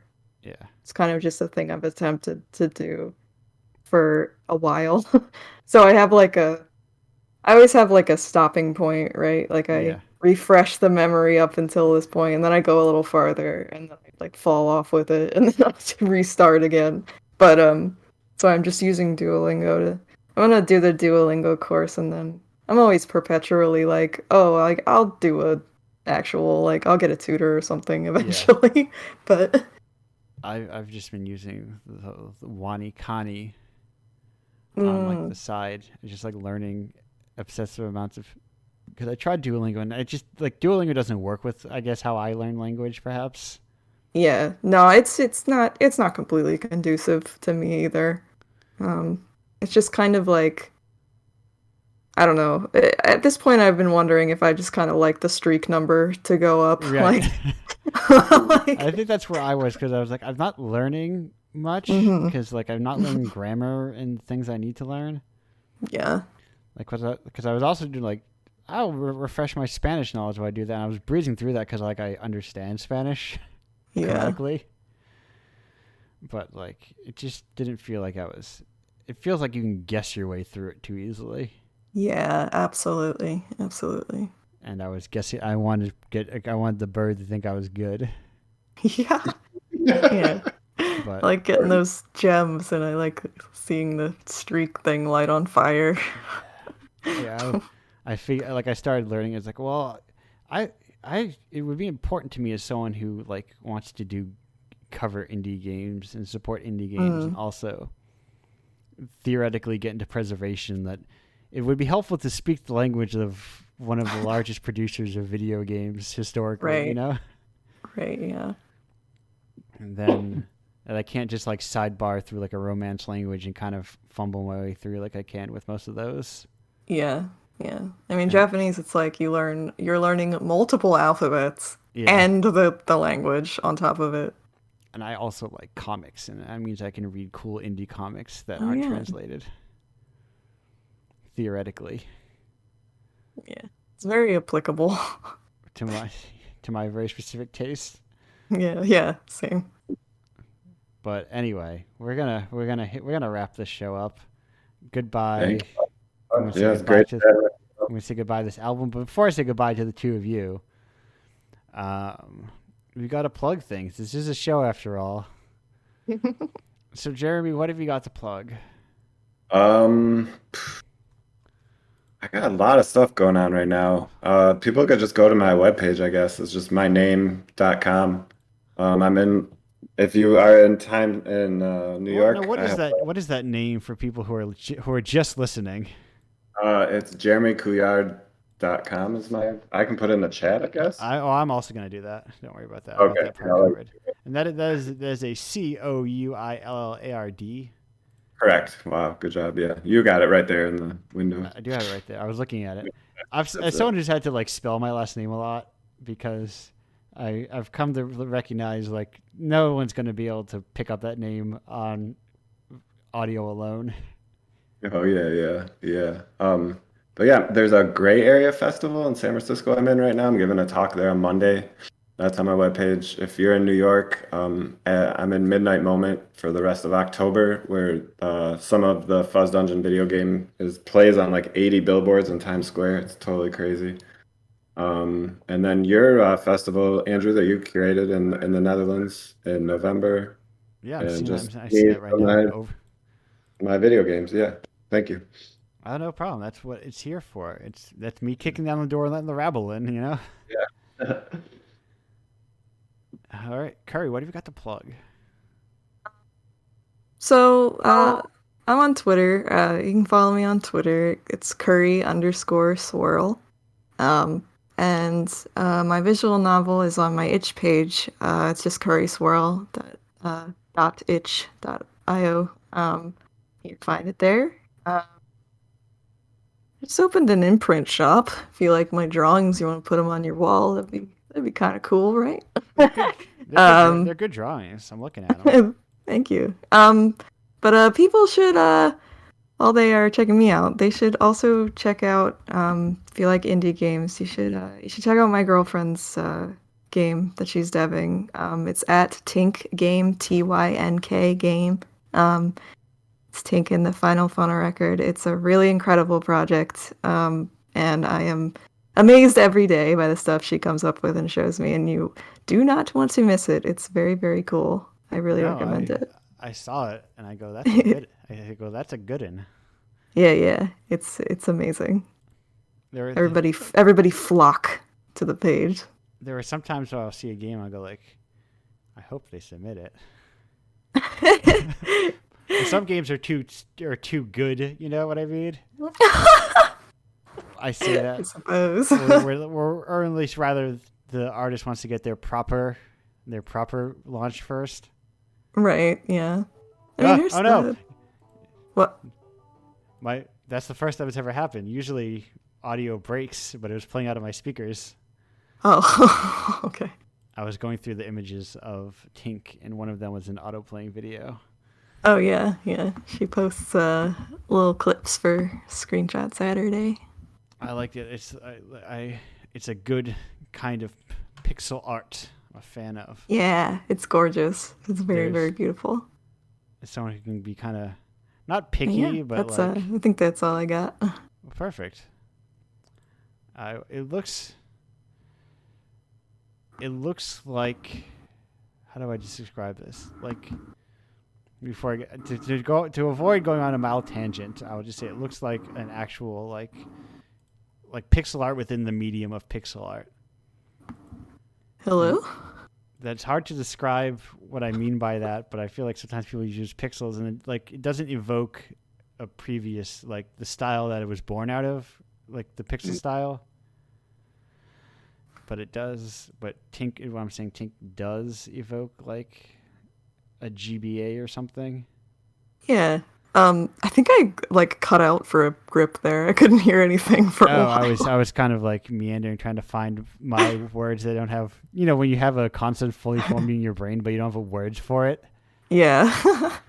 Right. I was trying to describe a color, basically. Yeah. But not a literal color, but the concept of describing a color. Yeah, right. Yeah. I did catch the end of what you're saying, and yeah. The art in Tink is very I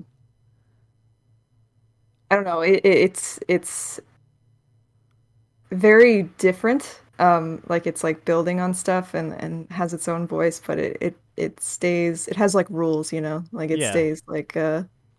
stays within its own language of pixel art and stuff. It's a very impressive mix. Yeah. But yeah. It's very cool looking. Another video I got played again. What a fool. Full of pranks. Whenever I screw myself over, I always think of there's this clip from like some Adult Swim bumper or pledge drive or something he did, where it's the voice actor who is Space Ghost says "boned by the master." And he's like promoting a book or something, like in character. And I always think to myself, like, when I lock the door and then I go to open the door, but I didn't realize it was locked, I just think to myself, "boned by the master," once again. Anyway, that's a little peek into my psyche. That's all you'll get. You will not get my relationship status or number of kids. No one needs to. That always weirds me out about podcasters, you know? Oh, like they're very open with their personal lives. Yeah. Yeah. I don't need It's very brave. Very brave thing to do. Yeah, but I at the same time, I'm like, I don't need to know. I don't need to like be able to chart your relationship over the course of this podcast. Right. But anyhow, I will say it is interesting though. There's a podcast I liked for a while before I stopped listening to podcasts. Basically, explain the X-Men and to see to experience someone transition over during a podcast was interesting. I'm like, oh, watching these slow. And I say transition in the gender sense, that is, not the just the generic passage of time since was the only time in someone's personal life where I was like, oh, that's interesting. An interesting view into someone's life, I suppose. Yeah, I would be very well, everyone's different, but Yeah. I would be very very anxious to have that sort of document, I guess. Right, but it's weird because like, here's my person. My name changed, and my name is in the podcast. Yeah. Well, some people are less I don't know. Less I don't know what the word is. Some people are less concerned with the temporal nature of it. Yeah. It's always I don't know, but that sort of thing. I'm of one mind that I'm like, it's nice that there are more boxes, but I still don't want to go into different boxes, you know? Oh, you mean like labels? Yeah. Yeah, I'm a very I'm an advocate for labels being tools to express yourself and nothing more. Not for someone else to then hold you to. Mm-hmm. Yeah. Yeah, they're stretchable. Yes, you're right. Yeah. Anyway, we're closing down Andrew's Gender Corner. And All right, I have plugs. Yes, that's the thing I need to do. Hey, Indiepocalypse, you should buy it. It's good. Buy issue 20. Some of the people here might get $5 3 months from now if enough people buy it.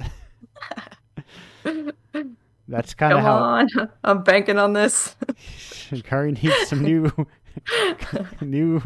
I don't know, coffee. Yeah. Whatever you can buy. I with need five. a new extension cord. Yeah, get that new extension cord. That's. But you know what? It's something. I like to think. Yeah. Yeah, no, it's great. It's great. I I'm just like messing around. Yeah. I recognize that it's a very low sum of money, and it frustrates me as well. It's way more than usually I get on Itch. Yes. Nobody Yeah. ever money on Itch. I probably make $10 a month on there versus Right. a lot better. But I've definitely heard from an alarming number of people that Indiepocalypse is the most money they've ever made off of games, Oh no. yeah, I bet. and that money being on average $40. And that's only recently. I think for like the earlier issues, it's basically like $25. Well, regardless, I'm still I'm very thankful. I'm very thankful to be part. Every little because it's more than just, like supporting me financially. It's like I just like that people are interested in the work that I'm doing. And other people's work, other indie developers' work. Yeah, It's very meaningful. I'm just trying to create a scene, sort of, by brute force. Right. Yeah.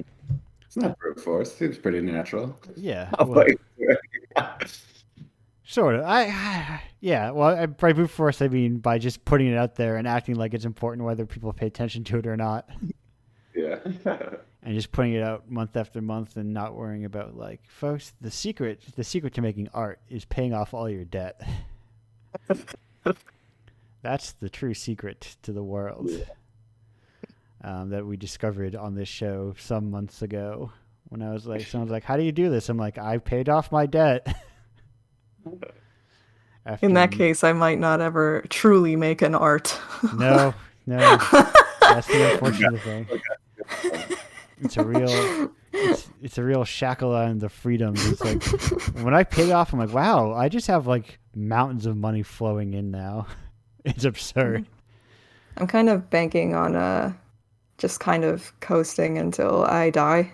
Yeah. and then it kind of goes away. I think that's what we call vibing. Yeah, exactly. I am just vibing. Yes. Seems like they got close to canceling student loan debt. Hopefully that happens. Yeah. It's weird that when you realize, like, wow, when you have like $500 extra a month, how much that adds up very quickly. Yeah. It's been nice with them on hold since COVID started. Mm-hmm. I have so much money that normal. I'm not paying them. Yeah, so I recommend everyone, if you can live a very low income lifestyle and just pay off your debts very quickly, you save a little on interest. Little. I mean, I feel like I ended up saving almost like $1,000 or something on interest. Also, you don't actually need to if you really want a bachelor's degree, you don't even need to go to college for 4 years. You can just take like tests. This is Andrew's last tip for the night. College level equivalency program. It lets you test out of pay $100 to get a 101 course, and you don't have to take it 101 course. There you go. I didn't even study for the tests. They're very easy. But I think plenty of colleges probably accept them, and I did 3 years of college, and I have a bachelor's degree. That, That's a hot tip. as you can see, is going to good use. Yeah. It seemed very important at the time, but then it turns out the thing I was good at was not the thing that I was like wanted to do. And, like, this sucks. I don't want to do banking or whatever. You went through the process and learned that. I learned that I'm just a weird art guy. My bachelor's is in Spanish literature. Yeah. Oh, so you speak firsthand when you know about Mr. Quixote. Sorry. Yeah. Senor Quixote. Yeah. Now, does it require like a fluency in Spanish to master in Spanish literature? No, no. I mean, I got pretty good at Spanish. I lived abroad, and Okay, no, there are people very bad at it. Graduated. but we almost sidebarred. I caught myself. So anyway, Yeah, yeah, Mhm. Indiepocalypse, it's good. Buy it. Submit your games to indiepocalypse.com if you want to subscribe to the Patreon and just get it like monthly, or even just like kicking a couple bucks here or there. You'll get to listen to this show on Monday. If you just came in, you're like, oh, these interesting people. What else do they have to say about, art or Sonic the Hedgehog? Which one of them is the big Sonic fan? You will only Which know. one? Can you guess?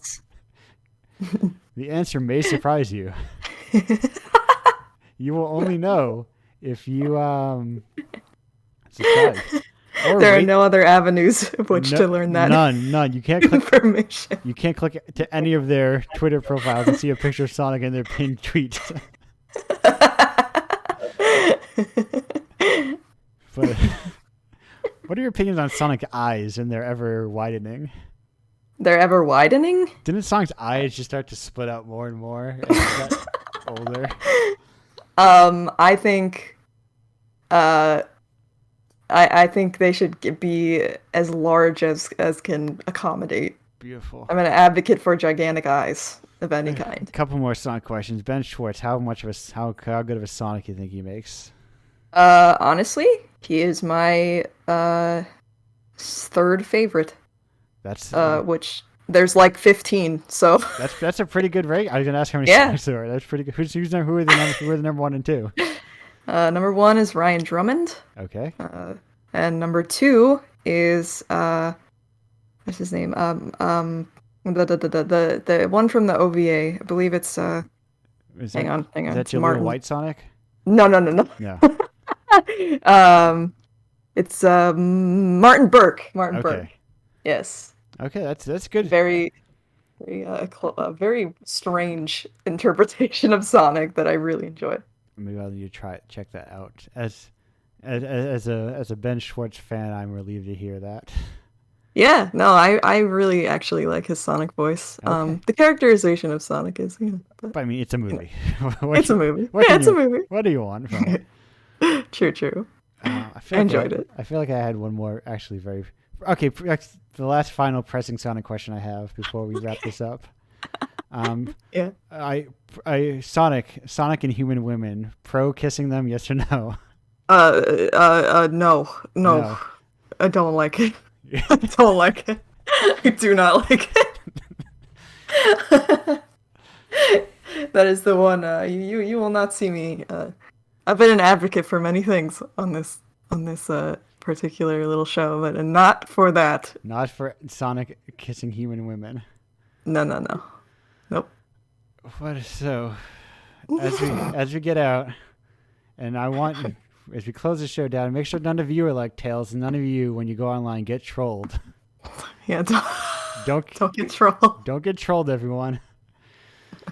Live your best life. There's a bonus Andrew tip. It's a bonus Andrew tip.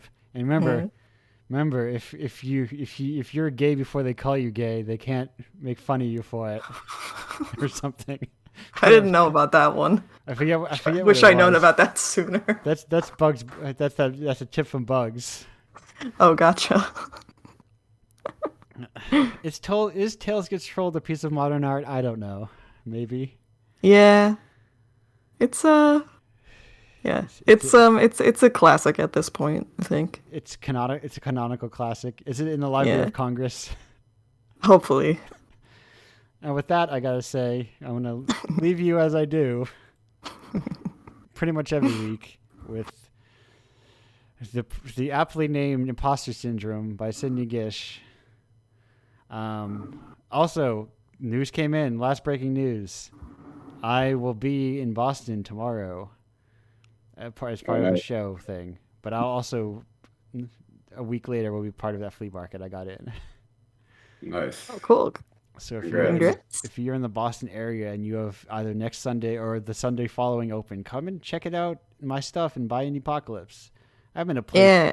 Tomorrow I'm in a place that has like a video game name or something because it's like a gamer cafe. It's called like Checkpoint or Save Point or Chocobo or something. I don't know. E-Tank. E-Tank, precisely. SonicKissesLadies.jpg. Sonic, yeah. Anyway, back to the outro. Thank you both for being here. Thank you so much. Yeah, Glad thanks for chats. having me. Great chatting with you all. Goodbye. Yeah. See you later. Bye-bye.